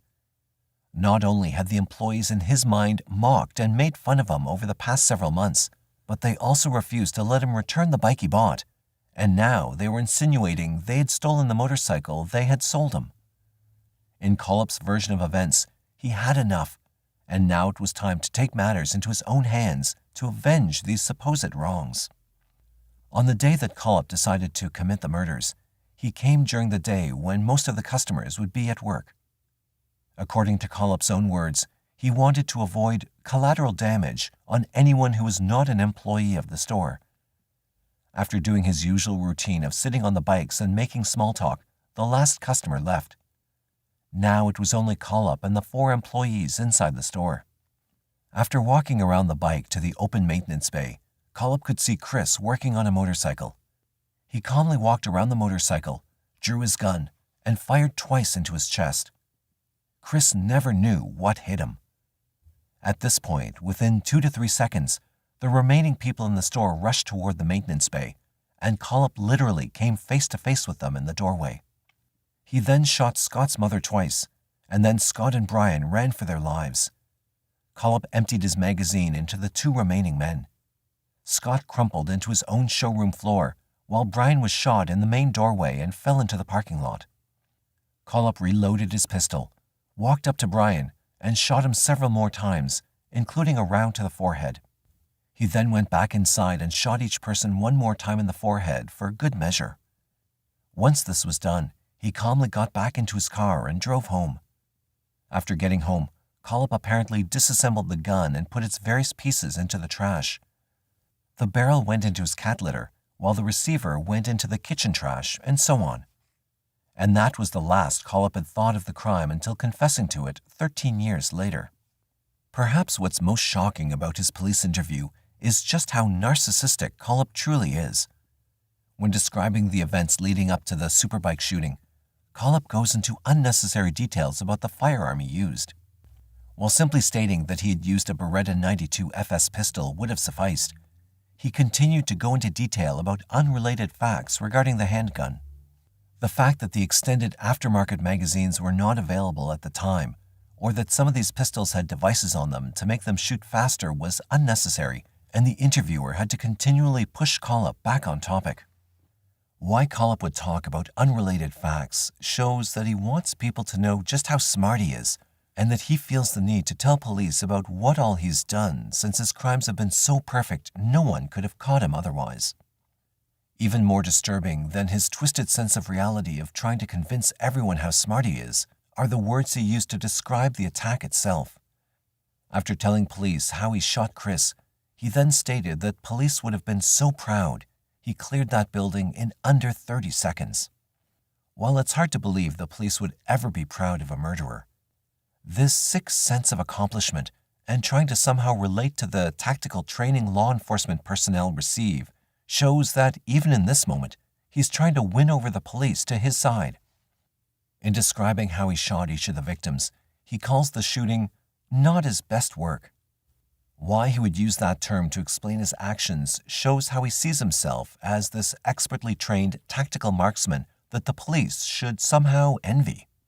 He also reminds the police 3 or 4 times about how good his reload was when he transitioned from shooting Scott to Brian. While these narcissistic and sick comments are certainly repulsive, they are important for understanding Kohlhepp's frame of mind. He sees himself as an incredibly intelligent and easygoing guy with vast knowledge of firearms and experience. He wants everyone to know just how great he is, and that he's just that much smarter than everyone else. The only problem is that the only person who sees Todd Kohlhepp like that is Kohlhepp himself. To everyone else, he's just a monster who somehow got lucky because he was a chameleon of sorts. It also helped that his remaining crimes took place on a remote piece of property he owned, far from the public's prying eyes. Just along the North Carolina state line, Kohlhepp bought an expansive 95-acre property. Consisting of virgin forests, this heavily wooded area was supposed to be Kohlhepp's getaway from the world. While that may be true, it also became the tomb for 3 people and the prison for another. When Kohlhepp was outfitting his property, along with having an $80,000 fence installed around the perimeter of it, he also had several Connex boxes placed on the property. It was during this time that the infamous Amazon reviews were left. While unknown at the time, the Amazon reviews were discovered after his arrest. While made under an anonymous username, the profile was later confirmed to be linked to Kohlhepp's account. On over 130 items from locks to knives to shovels to flashlights, Kohlhepp left creepy and, at face value, somewhat sarcastic reviews. For example, under a knife, he wrote that he had not stabbed anyone yet, but that if he ever did, it would be with a quality tool like that one. For a set of locks that the police later found on the Connex box keeping Kayla captive, he said that these locks were great for locking people up. For a small portable shovel, Kohlhepp said that it was a great tool for burying bodies. At the time, probably no one thought much of these reviews. People that read them could have just taken them as a sick, off-brand joke. But after police uncovered the totality of his crimes, it quickly became apparent that Kohlhepp had not been joking at all. In fact, these comments made in 2014 would soon get put to the test for his next set of crimes in 2015. Why Kohlhepp waited to act on his sexual urges and fantasies almost 30 years after his first rape and over a decade after the murders is unclear. Perhaps Kohlhepp wanted time to save money to plan the perfect assault and murder. After all, he had been caught after his first attempt, and maybe this time he wanted to ensure he would not be caught. Working for years to save money for a murder property would not be out of the realm of possibility, considering his intelligence and ability to plan crimes ahead of time like the Superbike murders. During his planning stage, after setting up his property, Kohlhepp then had to select a victim. Kohlhepp was known around town as being creepy, and few women had anything to do with him. In fact, at his favorite Waffle House restaurant in town, he had scared the female waitstaff so much that whenever he came in to eat, a male cook would take his order. It was here that he met his next victim, Megan Lee McCraw-Coxey. Megan worked as a waitress at that Waffle House, and like all the other women there, Kohlhepp was unsuccessful in winning her over. However, all that would change when he found her walking along the side of the road one day. He said, after approaching her, he felt sorry for her and wanted to help her out. For, you see, Megan had substance abuse issues and mental health problems and was losing custody of her children. Because of this, even though she normally would have never even spoken to Kohlhepp, his promise of a job maintaining the property, a place to stay, and some cash was too good of an offer to pass up. After mulling it over with her husband Johnny, they both agreed they would take Kohlhepp up on his offer, and he happily agreed. After picking the couple up at a local gas station a week before Christmas of 2015, Kohlhepp claims that he took them to his property, where things soon turned sour. According to Kohlhepp, Johnny pulled a knife on him and tried to rob him. Kohlhepp reacted by getting out of the car and shooting him once in the chest. He then circled around to the passenger side and shot him again. He claimed that when Johnny pulled the knife, that his wife, Megan, did not react at all like she knew they were going to rob him. Because of this, Kohlhepp pulled Megan out of the car and held her at gunpoint while he thought of his next move. After calming her down, Kohlhepp placed her in handcuffs and led her to the Connex box nearby. He would later claim that this Connex box had always been intended for use as a storage facility for his copious amounts of ammunition. However, his Amazon review posts from the year before would cast doubt on these claims. Once calming Megan down enough to be coherent, he buried Johnny's body. He placed it in the bucket of a tractor he owned, dug a hole, and unceremoniously dumped him inside. He says that this took him the rest of the day. After this was complete, he said he still had no idea what to do with Megan. He was faced with a dilemma here. On one hand, he claimed he did not want her to go to the police, which was probably true. On the other hand, he wanted her gone from his property, which is also probably true. But according to Kohlhepp, his plan of getting her away from the property consisted of driving her to Tennessee, dropping her off, and giving her $4,000 to stay away and start a new life. Kohlhepp said that Megan was quite happy with the supposed arrangement. However, Kohlhepp did not do this immediately, since he needed to get a good weather window for driving such a long distance and time off work to do it. While he waited, he kept Megan locked up in the Connex box. He'd feed her once a day, and each time he would go into the box, she had set something else on fire. Whether it was her mattress, a pillow, a fan, or something, she had destroyed it. Kohlhepp became increasingly angry about the fires inside his Connex box. Because of all the ammunition stored there, he did not want it all going off, which was a fair assessment. Whether he was concerned about this or the attention it would draw from police and fire department officials probably also factored into his calculus. After about a week of constantly starting fires from the cigarettes and lighter he had provided her, on or about Christmas Day 2015, Kohlhepp finally snapped. He claimed that he went to feed her this time. Not only had she set fire once again to the Connex box, but that she destroyed all the ammunition racks inside. Blind with rage over this incident, he took her out of the box and shot her in the back of the head. He then buried her body alongside her husband. Once Kohlhepp had committed these murders, he waited for almost a year before striking again. Why he waited is again a mystery, and something that only Kohlhepp knows. One plausible theory is that he did, in fact, lose control of the situation and wanted to make sure that it did not happen again. What is clear is that he struck again on August 2016. Kohlhepp used the same ruse as the last time, but instead placed a job ad on Craigslist. He was interested in a couple that would help maintain his property and keep his house clean. The offer of free rent and a decent paycheck was too much for couple Kayla Brown and Charlie Carver to pass up.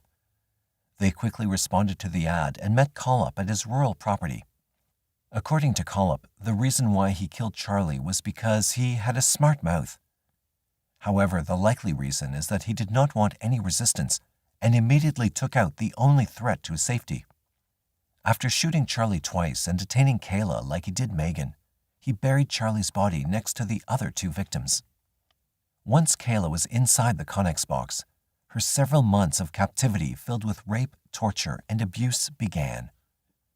Kayla would later recall that during her captivity, Kohlhepp would tell her that he did not believe in rape and that if she did not want to have sex with him, he would just kill her.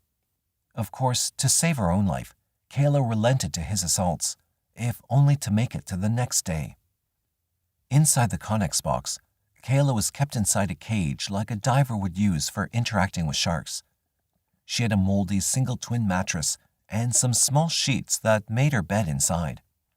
Kayla would later recount that most of her days and all of her assaults would happen inside that Connex box. Sometimes Kohlhepp would take mercy on her and let her get some fresh air outside.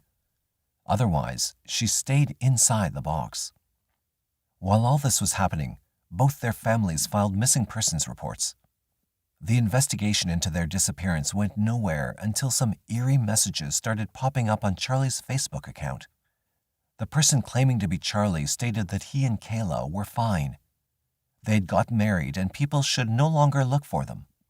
When friends and family questioned the person, the messages they got back were cryptic and evasive. Knowing that someone had been using Charlie's Facebook account to act like him, police were able to obtain a warrant for their cell phone records. Both of their cell phones had last pinged off the tower next to Kohlhepp's property. After getting a search warrant to look for the missing couple on Kohlhepp's property, 2 months and a week after her disappearance, police heard her screams coming from the Connex box. Once she'd been freed, Kayla immediately told police what had happened, and Kohlhepp was soon arrested for her kidnapping, as that was all they could prove at that time. It would be later that day when Kohlhepp confessed at the jail, and later that night when he made his videotaped confession at the sheriff's office. But before Kohlhepp made his confession, he asked for 3 wishes to be granted. First, he wanted to be able to tell his mother everything that happened first before he confessed to the police.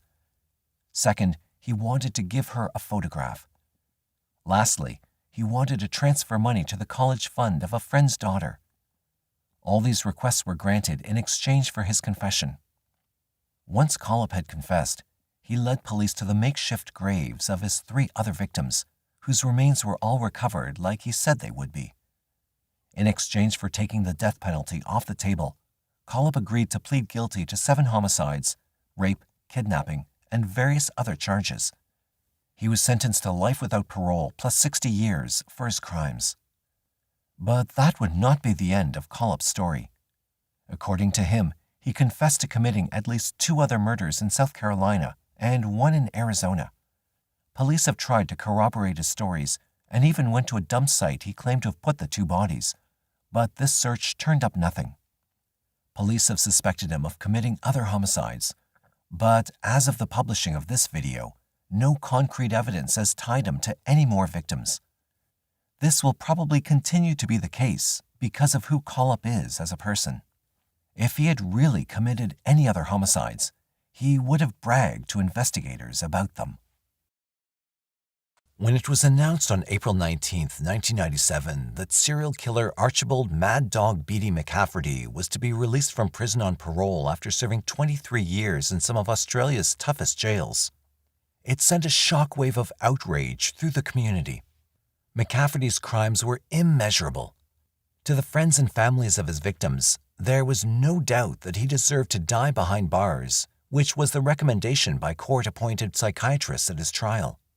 But then the citizens breathed a sigh of relief when a further press release announced that McCafferty was to be deported back to his place of birth, Scotland. Although Archie had lived in Australia most of his life, it appeared as though he had never taken the time to become an Australian citizen.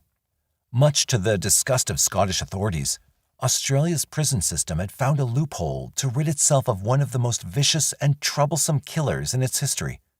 But even back in his native Scotland, Archie couldn't stay out of trouble, and it wasn't long before he was back in the courts for breaking the law. When Archibald Beatty McCafferty was 10, his parents, Archie and Clementine, migrated to Australia from Scotland to leave behind their bleak working-class existence and start a new life with hope. The McCaffertys moved first to Melbourne and then to Bass Hill in Sydney's blue-collar western suburbs. Archie was in trouble with the police from the outset, and by the time he was 12, he was placed in an institution for stealing. He already had a long record. By the time he was 18, Archie had been in institutions 5 times and had been classified as an incorrigible juvenile delinquent. One detective described him as the toughest kid I ever met.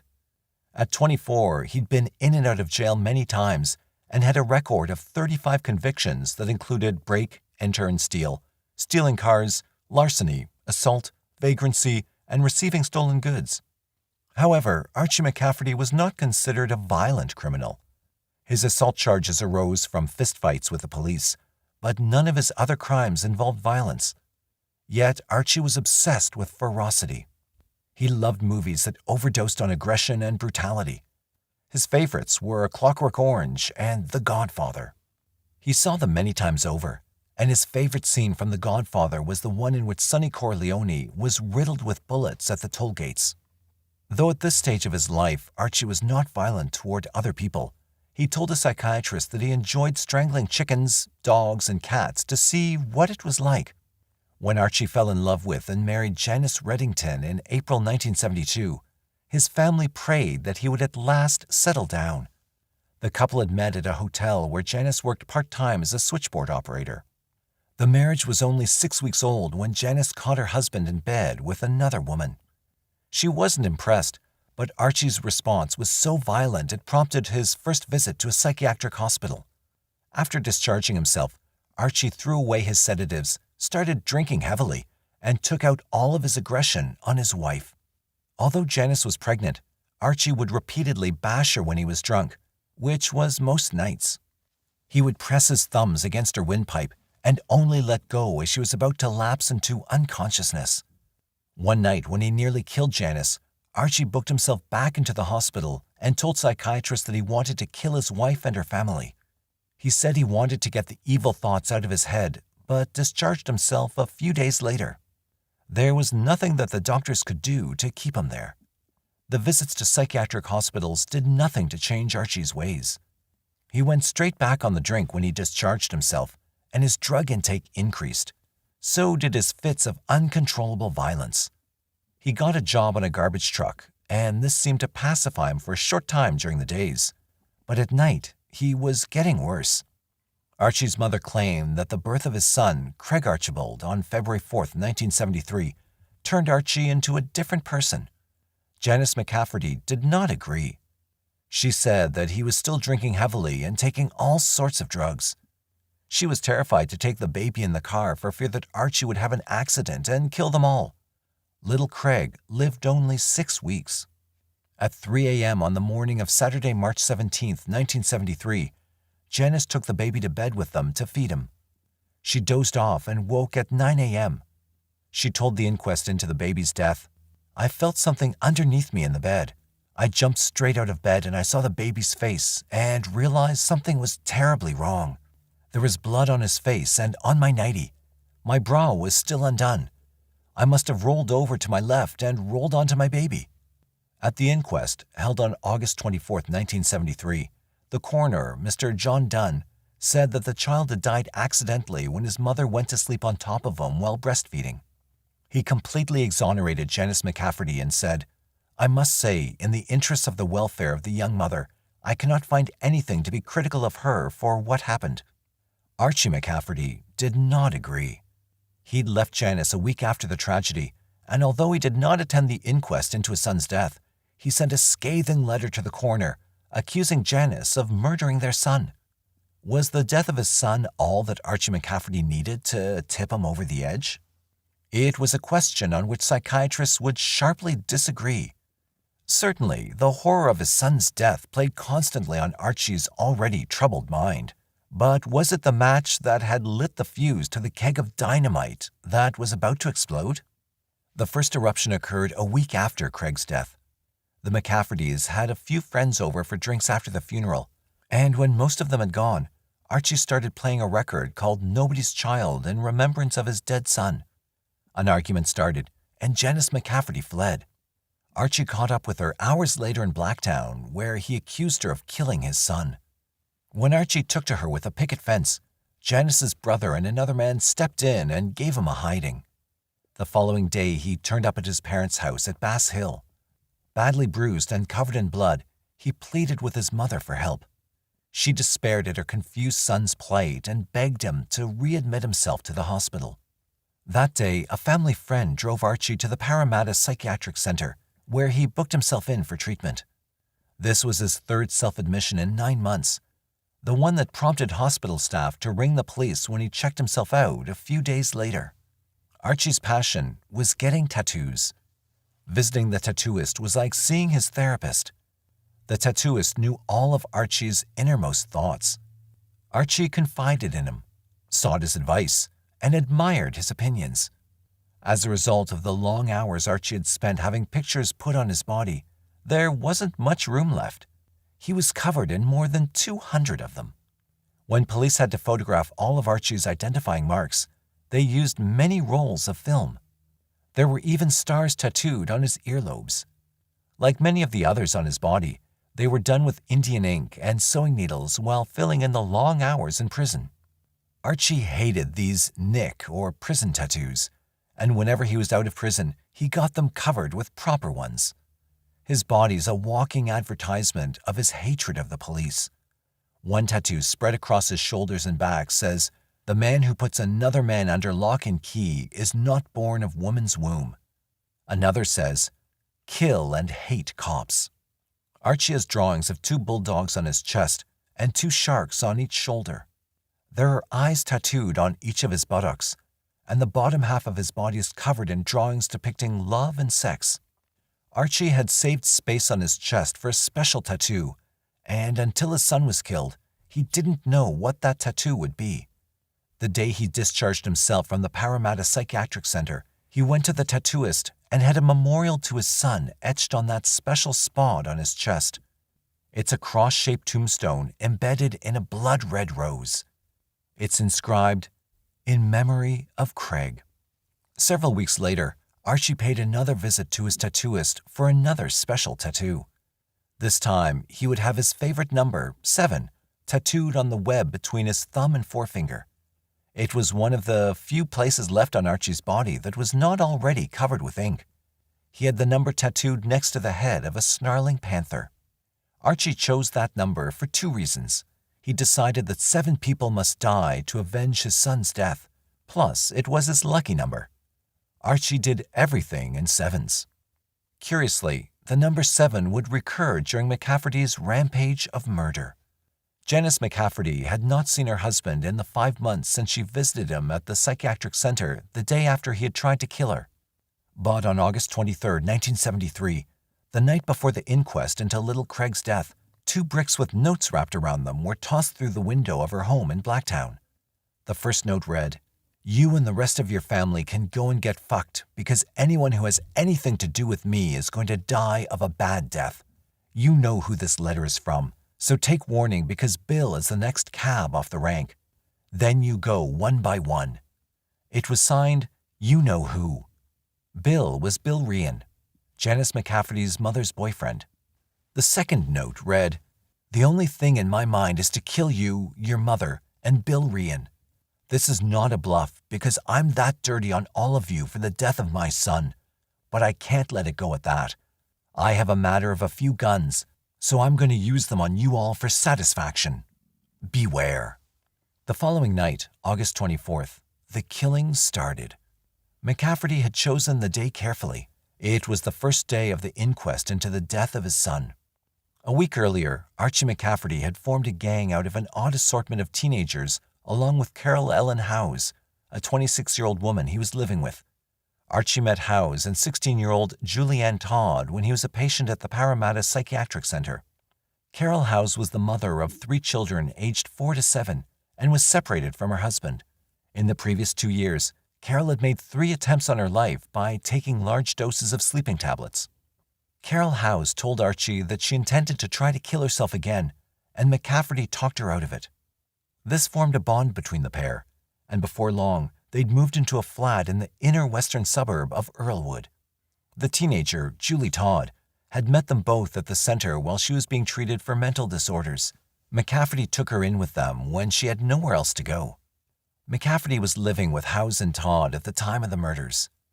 They were joined by Michael John Mick Meredith and Richard William Dick Whittington, 2 17-year-olds McCafferty had met at a Bankstown tattooist's a few days earlier. Mick and Dick had a couple of rifles. The 6th member of the gang was 17-year-old Donald Richard Rick Webster, who McCafferty had met only days earlier through his brother. Led by McCafferty, the gang chose their first victim. At just over 5 feet tall, 50-year-old George Anson was an easy mark. The World War II veteran was a newspaper seller outside the Canterbury Hotel, and each evening after work, he'd drink at the hotel. Just after closing time on the evening of August 24, 1973, Anson was spotted by the gang as he staggered down the street towards his home. They'd been cruising the area in a stolen Volkswagen, looking for someone to beat up and rob. Archie was flying high on angel dust. Anson offered no resistance. He was far too drunk. The gang dragged Anson into a side street. As McCafferty grabbed the older man around the throat, Anson cried out, "You young cunt." They were the last words he would ever say. McCafferty went berserk and kicked Anson repeatedly in the head and ribs. Then Archie heard the voice for the first time. "Kill 7. Kill 7. Kill. Kill. Kill." George Anson was kneeling in the gutter when McCafferty produced his knife and plunged it into his back and neck 7 times.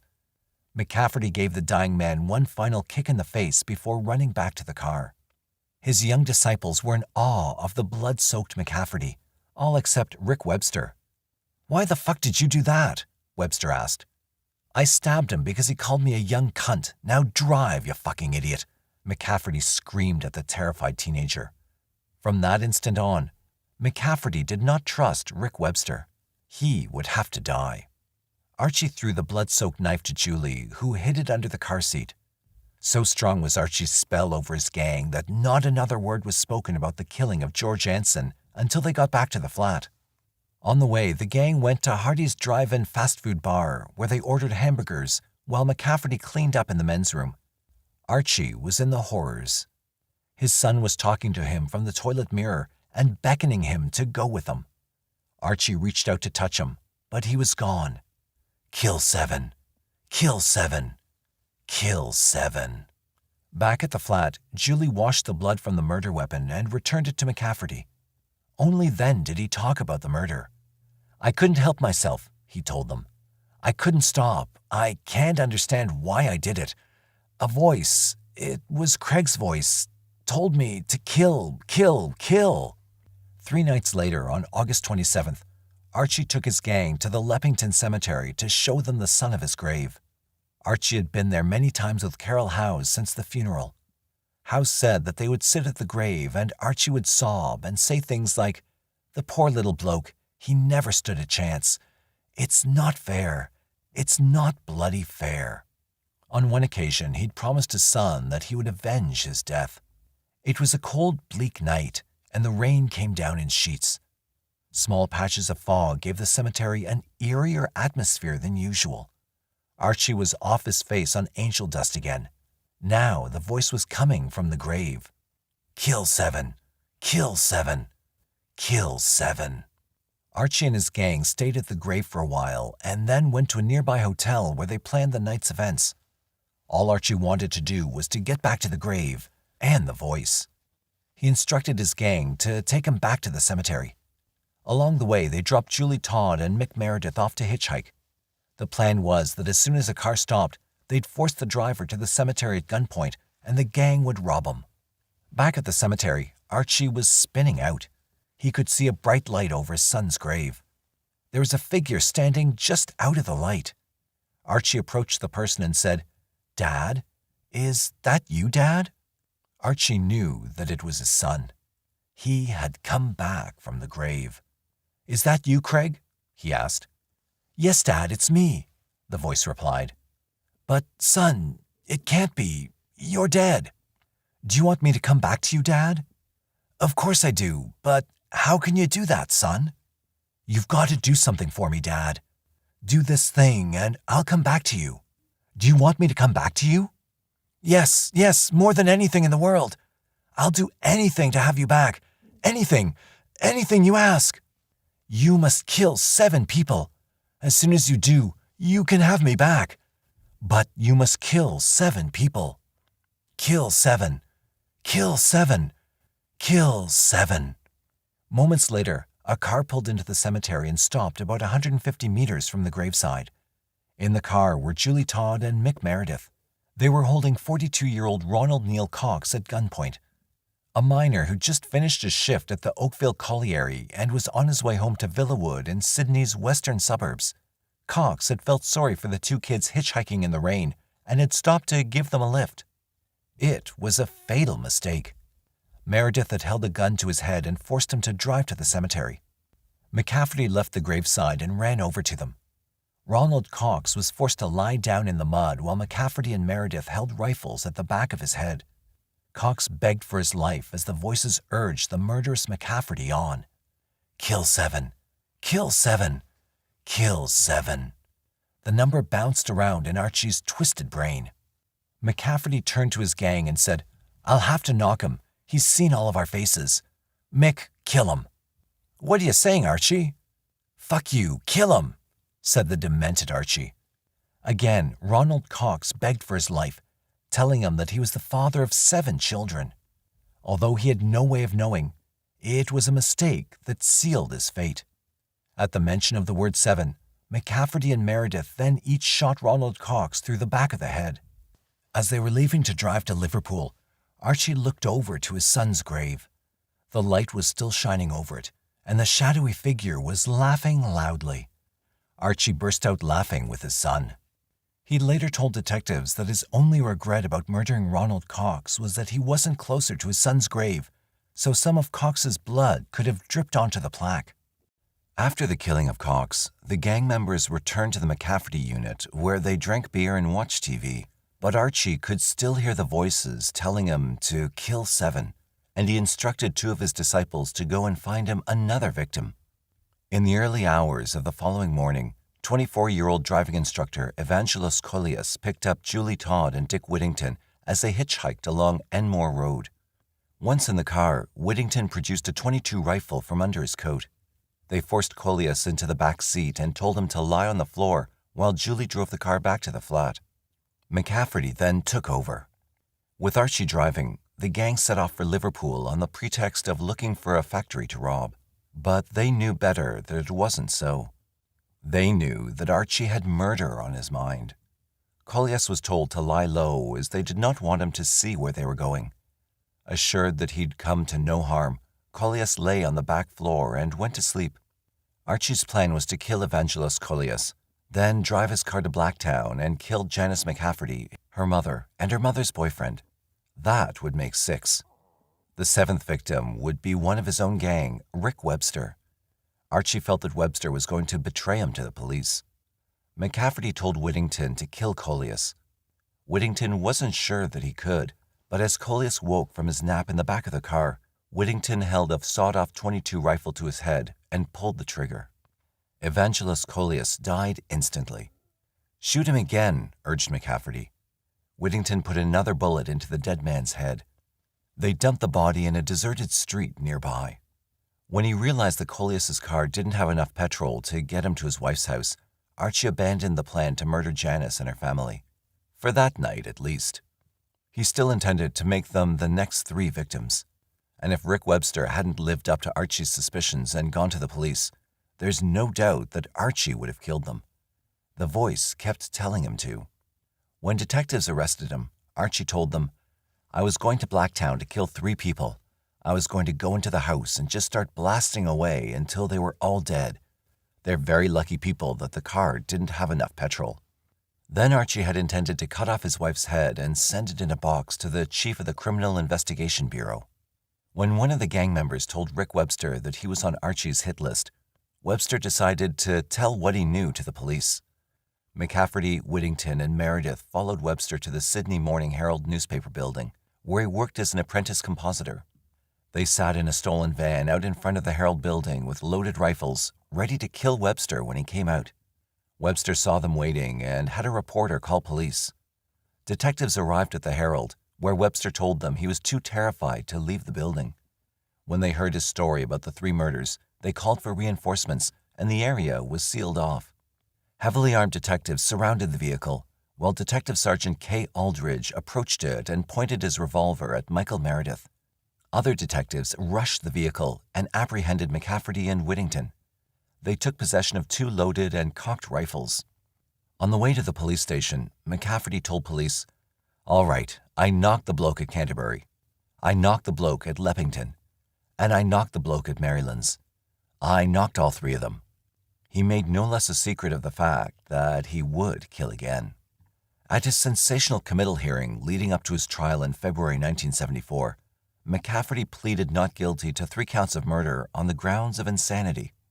His 5 co-accused, Todd, Howe, Meredith, Whittington, and Webster, all pleaded not guilty to the same charges. The press had labeled the murders as thrill killings, and everyone wanted to know about the Charles Manson-like cult figure who had led his followers into an orgy of senseless killings. Archie didn't let the packed courthouse down. On the 4th morning of the committal hearing, Archie asked the judge if he could make a statement. Although it was an unusual request, the judge allowed it. McCafferty said, "Excuse me, Your Worship. Before the court starts, for the last 4 days I've sat here and listened to Mr. Bannon criticizing me on things that I've done. Now I've been wanting to say this for a long time, and I'm going to say it this morning. Mr. Bannon, if you're listening, I'd like to cut your head off." It was not so much what McCafferty said that put a chill through the courtroom. It was the cold, methodical way in which he said it. McCafferty had already murdered 3 innocent people. The voice from the grave of his dead infant son had told him to kill 7. Then this boy would come back to him. Archie McCafferty had 4 to go, and the decapitation of Mr. Bannon would put him 1 closer to his target. The Mr. Bannon in question was a barrister acting for one of McCafferty's 5 co-accused. The shaken Mr. Bannon proceeded with his case, safe in the knowledge that McCafferty was handcuffed and heavily guarded as he glared down from the dock.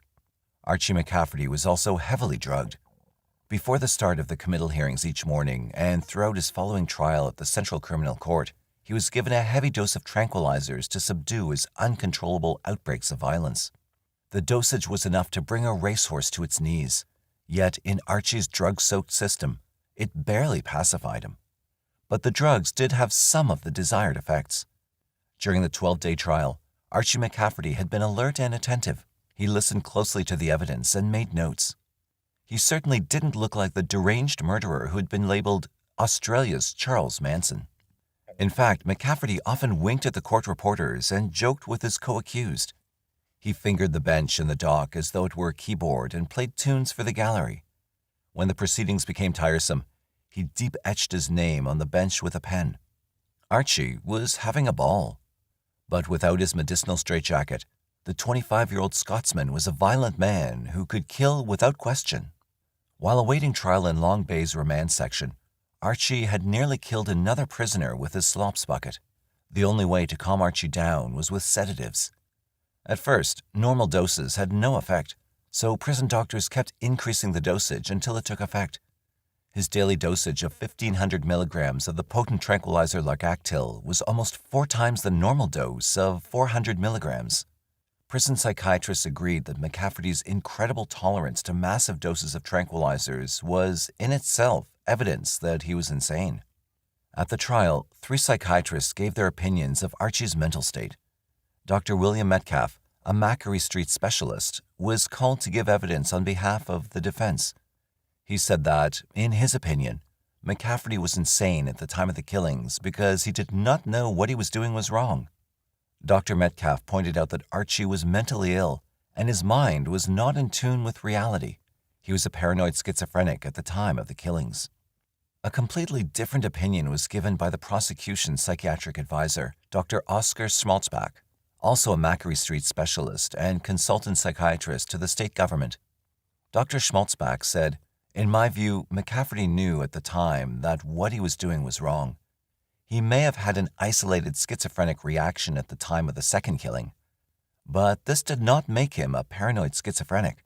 Such an illness does not exist one day and disappear another day and come back the third day." A third psychiatrist to examine McCafferty after the killings did not give evidence. He took the middle view that McCafferty was insane, but he knew what he was doing at the time of the killings. Although they could not agree on Archie's sanity, the three psychiatrists were united in the opinion that, no matter what, Archie McCafferty could never again be set free. They all agreed that he was an extreme danger to the community. Then it was Archie's turn, and the hushed courtroom was captivated as he told of the voice from the grave and how he'd been told that Seven must die if he wanted to see his son again.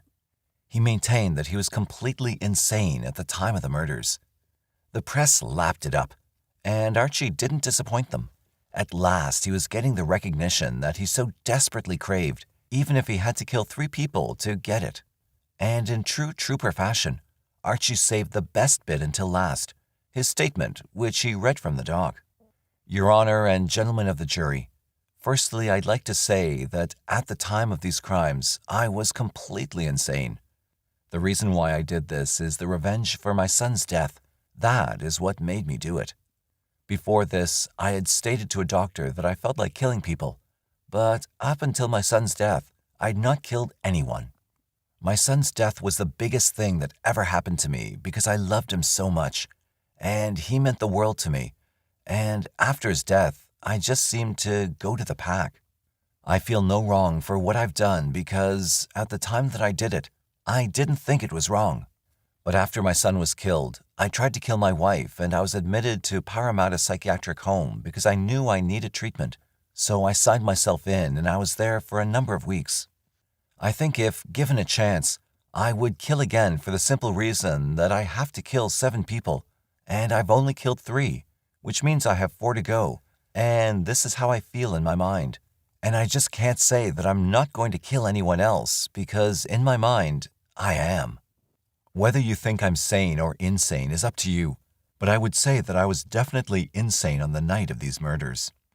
The day of my son's inquest at the coroner's court happened to be the day that I stabbed Mr. Anson. The reason why I killed this man was because I heard my son's voice tell me to do so. The same with the second and third person. Each time I went to the graveyard to visit my son's grave, a violent streak would come over me, and I wanted to be so violent, I wanted to kill people. I kept hearing voices, not only my son's voice, but other voices as well, which I didn't know whose they were. On the Thursday that I was apprehended, I had every intention of killing Rick Webster as I heard the voices tell me to do so, and anyone else that the voices told me to kill, I would kill until I reached the figure 7. I still say I felt no wrong in what I've done, and I'm still willing to kill anyone else that I'm told to kill. At the time of my son's death, I took it pretty hard, and since then, I've not been the same because I loved him so much, and I believe in my own mind that my wife murdered him on purpose, and that's why I killed these men, for the revenge of my son's death. And this is the honest truth, so I hope that the jury in your honor will believe what I've said. That's it. Mick Meredith and Dick Whittington were found guilty of the murders of Ronald Cox and Evangelos Kolias, and each sentenced to 18 years in prison. Richard Webster was found guilty of the manslaughter of Cox and sentenced to 4 years in prison. Julie Todd was found guilty of murdering Cox and Kolias and was sent to prison for 10 years. On May 20th, 1974, she was found hanged in a bathroom at Silverwater Detention Center. She had just turned 17. Carol Howes was found not guilty on all counts. 8 months pregnant with McCafferty's child when the verdict was handed down, Howes made a passionate promise from the dock to McCafferty. "I'll wait for you, Archie," she sobbed. "No matter what, I'll always be waiting for you with our child." She immediately moved into the Blacktown house of Archie McCafferty's parents to have their grandchild. The jury chose to believe that Archie was not crazy and returned a verdict of guilty on all counts. Nobody shed a tear for the remorseless killer as the judge handed down the 3 life sentences. As he was led back to prison, McCafferty swore he would kill again. And there was no doubt in anyone's mind that, given a chance, he would. There was no such lenient sentence for Archibald Beatty McCafferty. He was sentenced to 3 terms of life imprisonment. Even as he was being led from the courtroom, he shouted that he would kill 4 more to avenge the death of his son. Archie proved to be a handful for the authorities, and he was shuffled around to the toughest jails in the state. Prison officials and psychiatrists regarded him as extremely dangerous. His one consistent and predominant thought was the killing of 4 more people. A television crew allowed into the notorious Kittingal section of Long Bay Jail interviewed Archie, who told a stunned audience that there was nothing that anyone could do to stop him from murdering another 4 people should he be let out. Placed on massive doses of tranquilizers to keep him under control, by 1978, Archie had done time in almost every maximum security prison in the state and was considered to be a jail heavy and an associate of the hardest criminals in the penal system. In April 1980, warders foiled an escape attempt by Archie at Grafton Jail. He had loosened bricks in his cell before prison officials were tipped off and his escape route was discovered. At the time, prison officers said McCafferty was probably the worst criminal in the state's jails. Police believe that Archie McCafferty was a member of the secret murder squad that was judge, jury, and executioner behind the walls of Parramatta Jail in 1981. They believe that the group was responsible for 4 murders within the prison. In September 1981, Archie was charged with the murder of Edward James Lloyd, who was stabbed to death in his cell. Archie's co-accused, Kevin Michael Gallagher, was eventually found guilty of the murder. It was proved that McCafferty was present while the murder took place, and though he strenuously denied the charges, McCafferty was found guilty of manslaughter and given a further 14 years. Archie protested vehemently against the sentence, claiming that he'd been framed. To prove it, he named those who were responsible to the authorities. Archie McCafferty automatically became an outcast within the system that had been his home for the best part of his life. He was now the biggest headache within the New South Wales penal system. For his own prediction, he was transferred from one jail to the next in search of a permanent home. In November 1981, Archie was caught red-handed in his cell with 10 foil-wrapped packages containing heroin. The judge sentenced him to another 3 years imprisonment. During 1983 and 1984, Archie was moved repeatedly between Maitland, Long Bay, and Parkley prisons under the unofficial but reprehensible practice called Shanghaiing, whereby senior prison staff were able to pass the responsibility for dealing with difficult prisoners on to others. It was noted in official records that Archie suffered fits of mental disturbance during this period, and he was said to be off his rocker. After giving further information to authorities about serious criminal conduct by various prison officers within the prison system, Archie was eventually moved to the Long Bay Witness Protection Unit in 1987. By now, a price had been placed on his head, and he was classified as a supergrass. It was in the Witness Protection Unit that Archie was revisited by delusions concerning his dead son. Prison psychiatrists put it down to the fact that he'd been sniffing solvents and petroleum and was extremely depressed by the lack of prospects for his future release. As no parole period had been given, it was clear to Archie that he would spend the rest of his life behind bars. But he kept applying for parole. In October 1991, Archie McCafferty's application for parole was heard before Mr. Justice Wood. The judge granted him a 20-year parole period dating from August 30th, 1973. Archie became eligible for release on parole on August 29th, 1993. Over the years, Archie's anger subsided until he was considered safe enough to be placed at the Barima Minimum Security Prison south of Sydney. But each year, when he applied to be released on parole, he was rejected. And so, Archie McCafferty, serial killer and arguably the most violent prisoner the Australian penal system had ever seen, became a model prisoner and, for the last 4 years of his incarceration, was allowed to visit and stay with the family of his brother and his wife and children from Friday nights to Sunday nights without supervision. This position of trust developed to the stage where Archie was allowed to leave the prison each day for 6 days a week on work release until the parole board agreed that he was indeed a changed man who was no longer a danger to society and decided that he'd be released on parole. The only condition of the parole was that Archie would be deported. When Archie heard that he was to be deported to a Scotland that he hadn't seen in almost 4 decades, and even worse, to a hostile community that wanted nothing to do with a vicious serial killer, he did everything within his limited powers to stave off the inevitable. But his pleas fell on deaf ears, and amid protests from the Scottish authorities, he was put on a plane on May 1, 1997, and sent back to his birthplace. Off the plane, back in Scotland, Archie was reunited with Mandy Queen, a woman he had married and then divorced while in jail in New South Wales. Interviewed by Australia's Current Affairs program shortly after his arrival back in Scotland, Archie told presenter Paul Berry, "I've come out of the system a good person, a changed person. I believe that people change." He then toasted his freedom with a glass of champagne with Mandy Queen and said, "This is my first drink since 1973. But now there's no need for alcohol in my life. It's a thing of the past. I don't need it." In October 1998, Archie McCafferty was put on 2 years probation after threatening to kill police officers.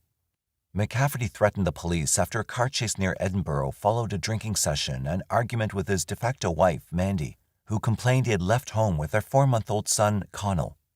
In the Edinburgh Sheriff Court, McCafferty also pleaded guilty to careless driving, driving with no license or insurance, failing to provide a breath specimen, and breach of the peace. The court did not take into consideration Archie's previous convictions because they were considered foreign offenses which did not occur in Britain. Archie and Mandy Queen were remarried in a secret ceremony in Scotland in October 1998. They settled in England in a small home in Southsea and had a second child, a daughter named Chloe. But Archie's anger re-emerged in 2002 when he attacked a police officer with a knife when he knocked on the door about a domestic dispute. He was charged with assault and was supposed to be present in court in November of that year, but he never showed up. Instead, he left Britain and secretly left for New Zealand in an attempt to move back to Australia.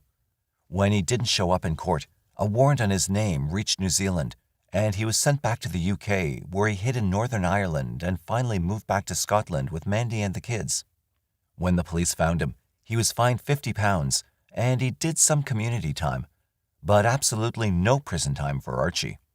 In 2004, after a fight with Archie, Mandy was wounded by a knife and managed to flee with her daughter. When the police arrived, Archie held the knife to his son's throat, threatening to kill him. After 1.5 hours, he let him go, and 30 minutes later, he surrendered.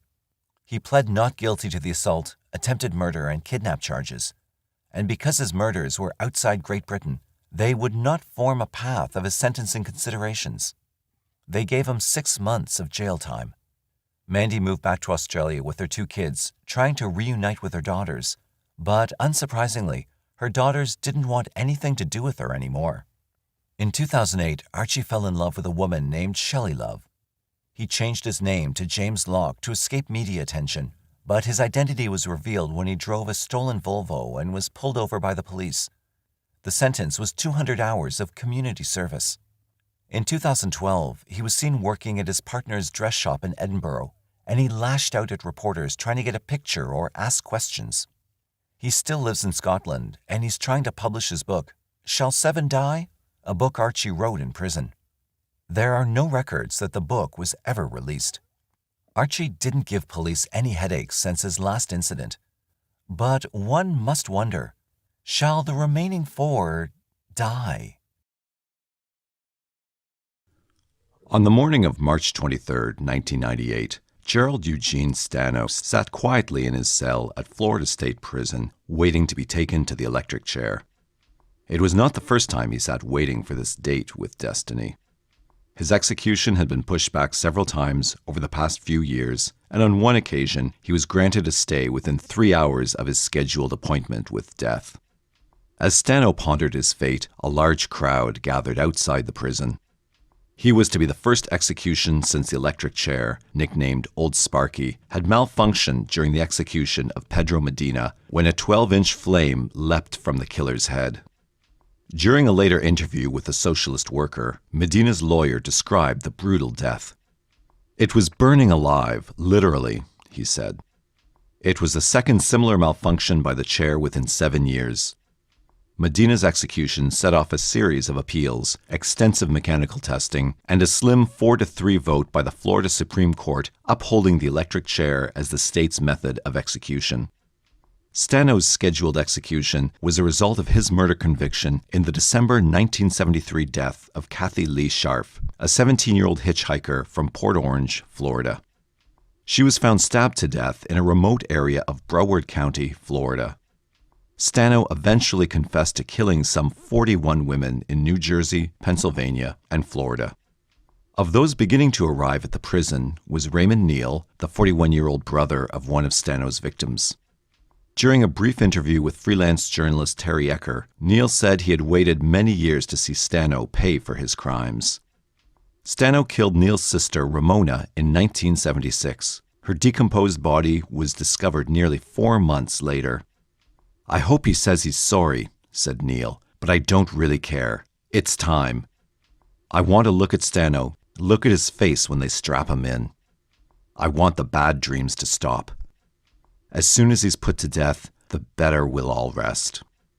Stano ordered his last meal, a Delmonico steak, bacon bits, baked potato with sour cream, some French bread with butter, and a tossed salad topped with blue cheese dressing. For dessert, he requested a half-gallon of mint chocolate chip ice cream and 2 liters of Dr. Pepper. As he ate his final feast, it's hard to imagine what was going through his mind. Was he concerned that the governor would not call this time? Did the thought of his head going up in flames make him nervous? Or was he oblivious to it all and confident in the luck he had on previous near encounters with death? Unfortunately, we will never know what was on Gerald's mind. By trying to unravel the mystery of the man, perhaps we can get a better idea of how his mind worked. Gerald, or Paul as he was originally named, was born on September 12, 1951, in Schenectady, New York. His mother had already given birth to 4 other children, 3 of which she put up for adoption. The 4th, a baby girl, suffered severe brain damage and was the only one his mother chose to keep.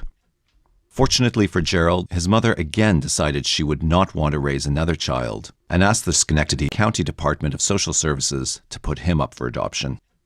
Eugene and Norma Stano were unable to conceive their own children and desperately wanted to adopt a baby boy. Norma was employed as a county social worker, and Eugene worked as a manager for a large corporation. When Norma first learned of baby Paul, her heart almost immediately went out to him. He was extremely malnourished and neglected both physically and emotionally. The agency was having a difficult time placing Paul with foster parents, so when Norma and Eugene stepped forward, the agency was relieved to have found him a home. Nevertheless, the process was not easy. In order to finalize the adoption, a team of physicians, psychologists, and social workers had to examine Paul. Their initial reports determined the 13-month-old boy to be unadoptable due to severe neglect. He was functioning at an animalistic level and would continually remove his own diaper and play with his feces. Regardless, the Stanoses were not deterred and insisted on adopting him. 6 months later, baby Paul officially became Gerald Eugene Stano. In dissecting Stano's past, one must consider the possibility that his problems may have started at birth. Whether by coincidence or happenstance, a large number of serial killers are adoptees. In addition to this, most adoptees who kill were adopted at birth. The FBI claims that at least 16% of all known serial killers have already been identified as adoptees. Finding out that one was adopted may also undermine the sense of identity in a fragile youth and make the child prone to fantasizing the identity of his true parents, either good or bad. Was the mother a prostitute? A nun? Was the father a gangster? A hero? And why did they, quote, reject their child? During an interview with a New York Times reporter, Dr. David Kirshner said, "I've personally been involved in 12 cases of adoptees who have killed, including a tiny but significant group who became serial killers. And while many undergo therapy, unfortunately, there's barely ever a mention of the impact adoption has on their lives. It's a subject no one ever wants to talk about, particularly adoptive families." Whether or not his adoption actually affected Stano's later actions is speculative. As Gerald grew up, he developed many problems. Stano was emotionally distant. He frequently wet the bed, a habit that continued until he was about 10. It's interesting to note that Stano's early childhood behaviors are common to most serial killers. According to Robert Resler, an FBI profiler and author of several books, including Whoever Fights Monsters, potential killers become solidified in their loneliness from the age of 8 to 12. Such isolation is considered the single most important aspect of their psychological makeup, he writes. Loneliness and isolation do not always mean that the potential killers are introverted and shy.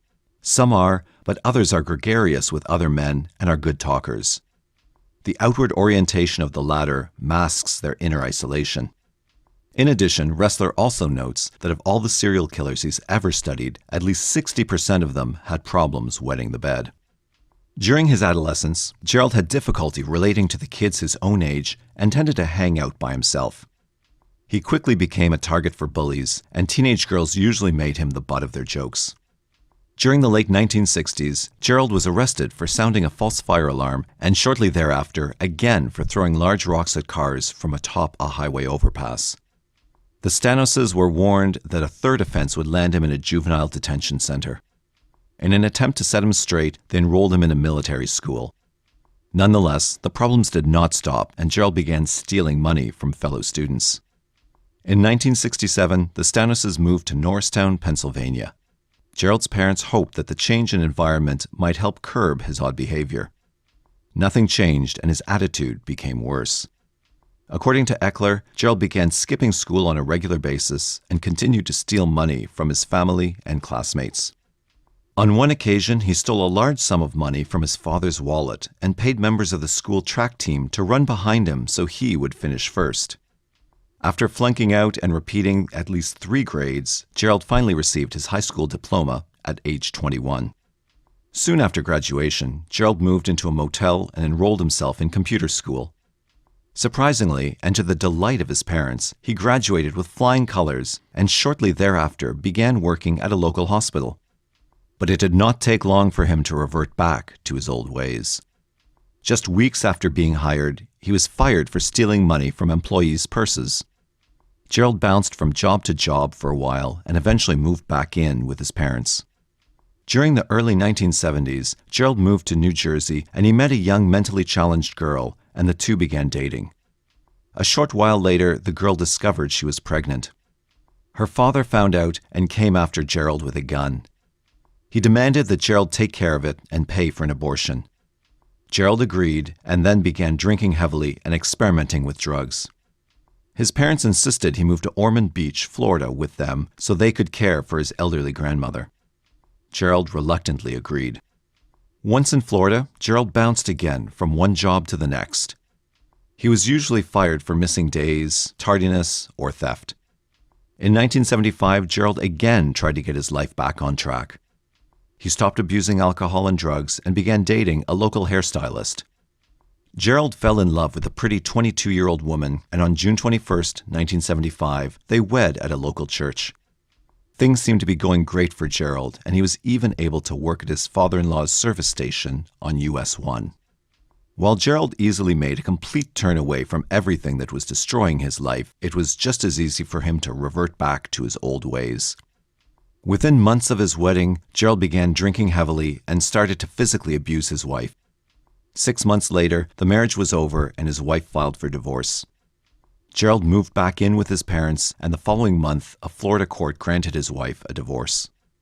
The whole edifice is precariously balanced on pillars of denial, splitting, projection and rationalization, and projective identification, narcissistic injuries, life crises such as abandonment, divorce, financial difficulties, incarceration, public opprobrium, and can bring the whole thing tumbling down. The narcissist cannot afford to be rejected, spurned, insulted, hurt, resisted, criticized, or disagreed with. Likewise, the serial killer is trying desperately to avoid a painful relationship with his object of desire. He is terrified of being abandoned or humiliated, exposed for what he is, and then discarded.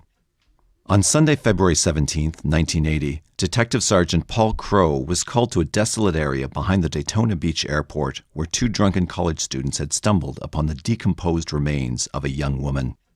It was Crow's job to supervise the crime scene and ensure the proper collection of evidence. A veteran of Vietnam, Kroll was hardworking and dedicated.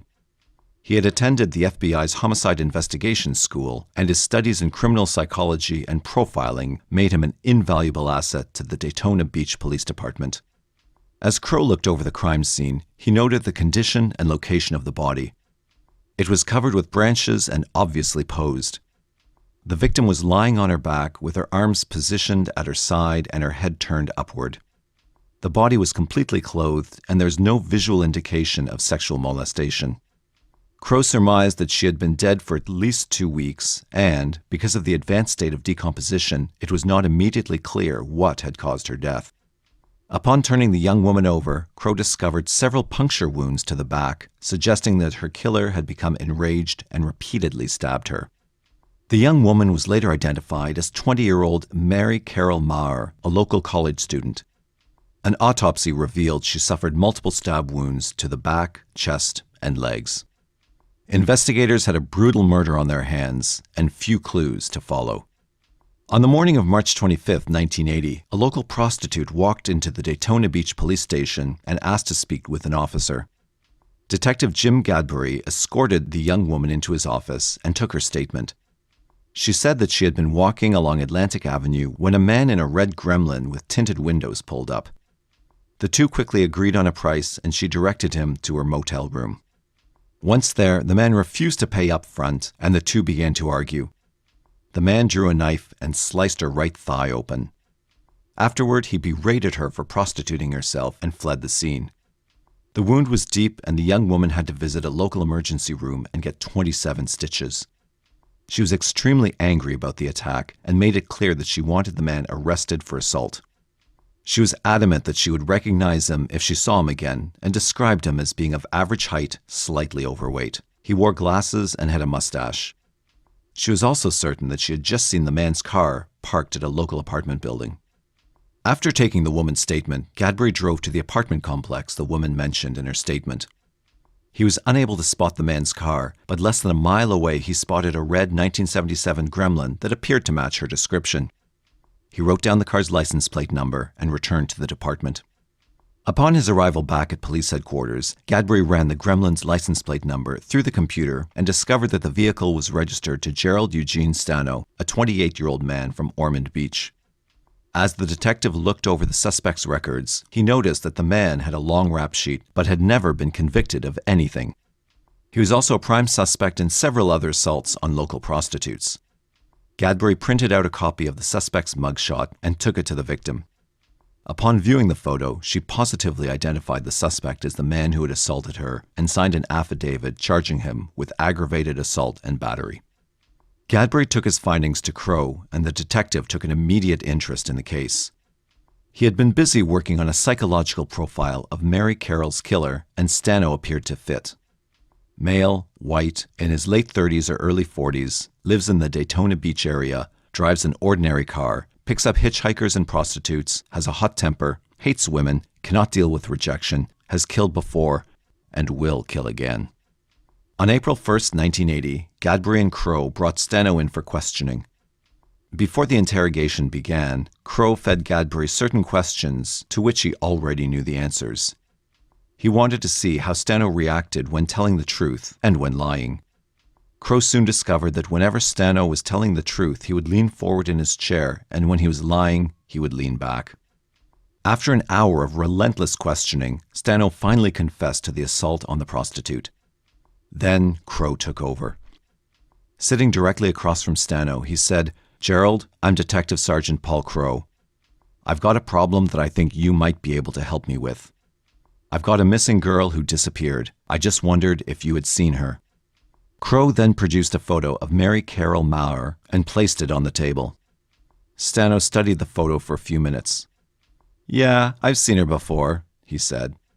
He then went on to describe seeing her at a local hotel the previous month. When Kroll asked him if he approached the girl, Stano leaned back and said he had given her a ride to Atlantic Avenue and had not seen her since then. Kroll knew Stano was lying and decided to change the subject.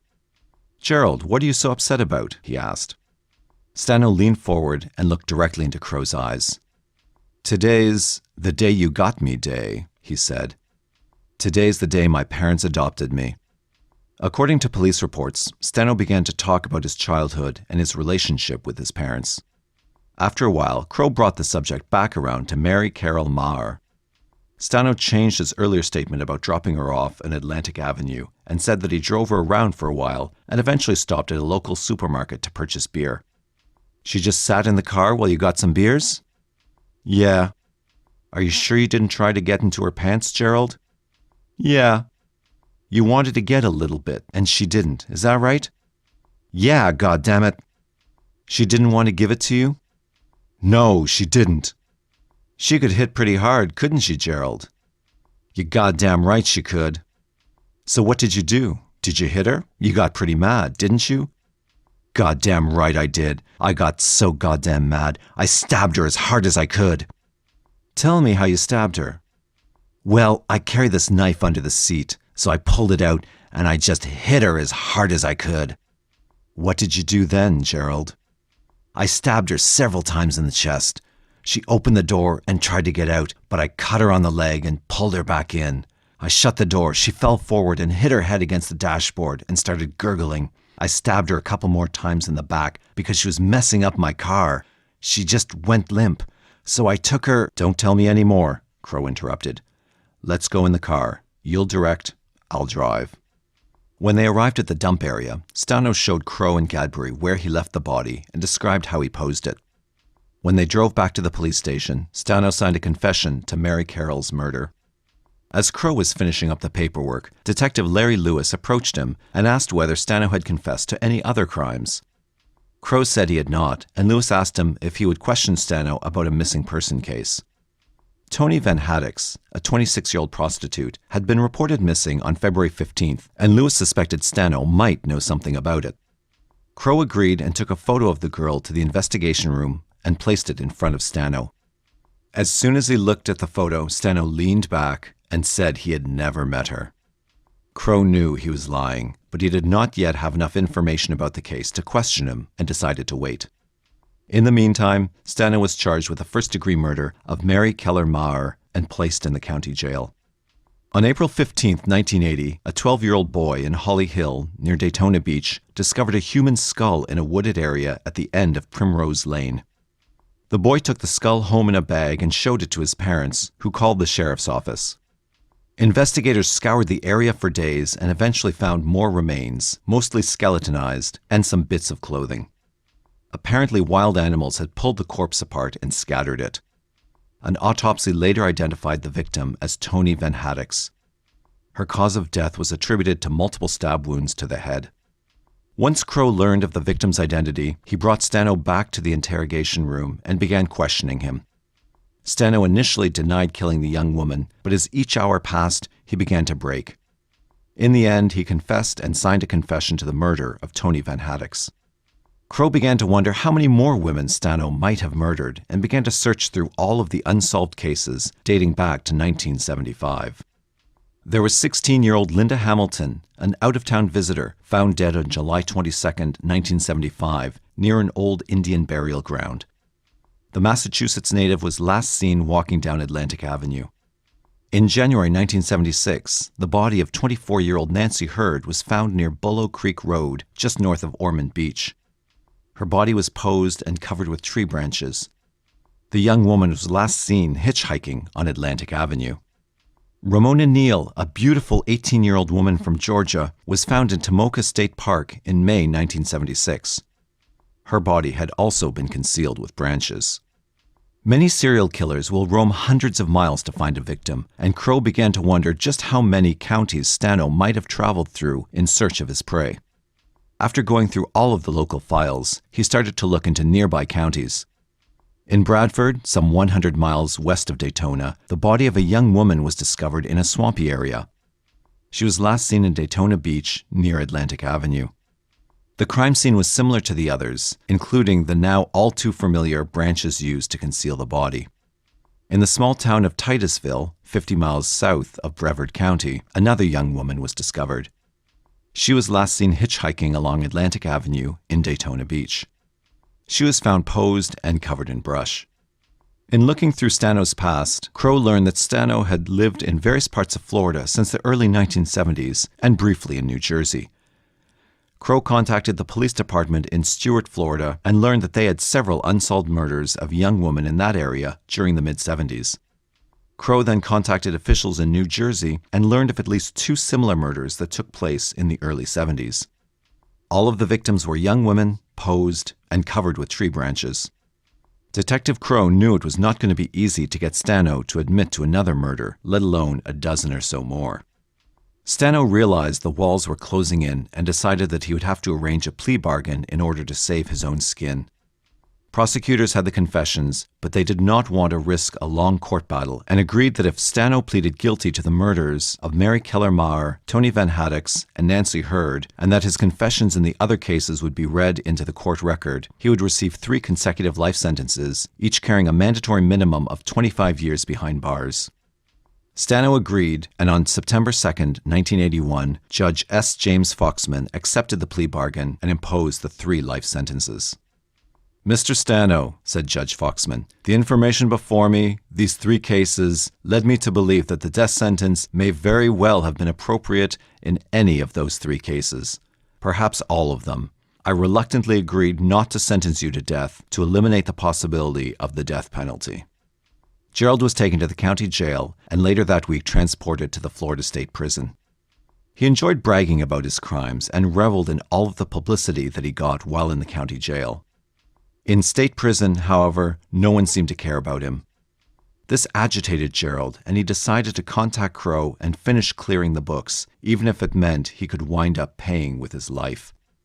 Kroll was elated when he got a letter from Gerald which suggested he was willing to talk. He contacted the prison and received permission to have Stano temporarily returned to the county jail. During interviews with Kroll, Stano confessed to the murders of 17-year-old Kathy Lee Scharf of Port Orange, Florida, whose decomposed remains were discovered on January 19, 1974, in a ditch near Titusville, Florida. 24-year-old Susan Bickrest of Dayton Beach, Florida, whose body was found floating in Spruce Spring Creek in December 1975. And 23-year-old Mary Muldoon of Ormond Beach, Florida, whose body was discovered in a ditch in November 1977. As Stano recalled each murder, Kroll was awestruck at the sheer magnitude of the crimes. How could such a young man have committed so many murders in such a short period of time? It was mind-boggling to the detective, and he would spend the remainder of his career trying to comprehend it. Stano went on to confess to the murders of 19-year-old Janine Legatino and 17-year-old Anne Arsenault, whose bodies were discovered in 1973 near Gainesville, Florida, 17-year-old Barbara Ann Bauer, whose body was found in 1974 near Stark, Florida, and a yet unidentified woman who was found in Alamonte Springs, Florida in 1974. In addition, there was 34-year-old Bonnie Hughes, 18-year-old Diana Valek, 21-year-old Emily Branch, 17-year-old Christina Goodson, 23-year-old Phoebe Winston, 18-year-old Joan Foster, and 12-year-old Susan Basile. As their meeting was about to end, Stano remembered 2 others, 35-year-old Sandra Dubois, whose body was discovered on a deserted road near Daytona Beach in 1978, and 17-year-old Dorothy Williams, whose body was discovered in a drainage ditch near Atlantic Avenue in 1979. Stano assured Kroll that there were no other skeletons in the closet and that he had confessed to every murder he had ever committed. On June 8, 1983, Stano entered guilty pleas to the death of Susan Bickrest and Mary Muldoon. He waived his right to a hearing and Judge Foxman sentenced him to death. Stano showed no emotion as the sentence was read, and he was quickly escorted back to Florida State Prison. In September 1983, Stano was convicted of Kathy Lee Scharf's murder. The state introduced Stano's taped confession in which he admitted to picking up Scharf while she was hitchhiking and then murdering her. The jury convicted Stano of first-degree murder and recommended death. The trial court found 4 aggravators: prior conviction of a violent felony, the murder was committed during a kidnapping, the murder was heinous, atrocious, or cruel, and the murder was cold, calculated, and premeditated. The trial court sentenced Stano to death, and 2 years later his conviction and sentence were affirmed on appeal. During the next 3 years, Stano went on to confess to more murders. It's unknown how many he actually committed, and some began to wonder if he was confessing to ones he had heard about through the grapevine. Investigators continued to collect names, but no further charges were ever filed. On May 22, 1986, the governor of Florida signed Stanos' first death warrant. His execution was scheduled for July 2, 1986. According to trial documents provided by the Florida State University College of Law, Stano filed his first motion for post-conviction relief on July 1, 1986, the day before his scheduled execution. The trial court granted a stay of execution until 10 a.m. July 2, 1986, to allow Stano the opportunity to appeal the ruling. The following day, Stano was granted a temporary stay of execution. Stanos' appeals were later denied, and on June 4, 1987, the governor signed his second death warrant. The execution was set for August 26, 1987. Stano filed a petition for a writ of habeas corpus in the United States District Court of Florida on August 22, 1987. The district court concluded that Stanos' claims of ineffective assistance of counsel required an evidentiary hearing and granted him a temporary stay of execution. Again, Stano lost his appeal, and the governor signed Stanos' third death warrant. His execution was then scheduled for April 29, 1997. On March 18, 1997, Stano filed a notice of conflict in respect to his then counsel, and his execution date was changed to May 30, 1997. But, as luck would have it, the malfunction in the electric chair during the execution of Pedro Media caused the court to stay Stano's execution pending resolution of the electric chair issues. On October 20, 1997, the court declared that the problems with the electric chair had been addressed and that it was not cruel or unusual punishment. Stanos' stay was dissolved, and the governor reset his execution for March 23, 1998. After a few more motions failed, Stano ran out of chances. Gerald Stano said nothing to the guards as they escorted him down the path to the death chamber. As the guards strapped him in the chair, Raymond Neal waited anxiously behind the witness viewing window, approximately 3 feet away from the man who murdered his sister. "I said, 'Die, you monster, yes,'" Neal later told reporters from the Associated Press. The power slammed into him, and he jerked as much as he could, and that was it. I saw the life going out of his hands. I felt like a ton of bricks had been lifted off my back. Afterward, me and my brothers smoked cigars to celebrate. I can't express the feeling," he said. "I felt so much better. I'm so glad Florida has the guts to keep the electric chair. At least there was a split second of pain. With lethal injection, you just go to sleep." In the end, Gerald Stano had confessed to the murders of 41 women. While many of his confessions never made it to court and several of the victims have yet to be identified, most police officials consider the cases closed.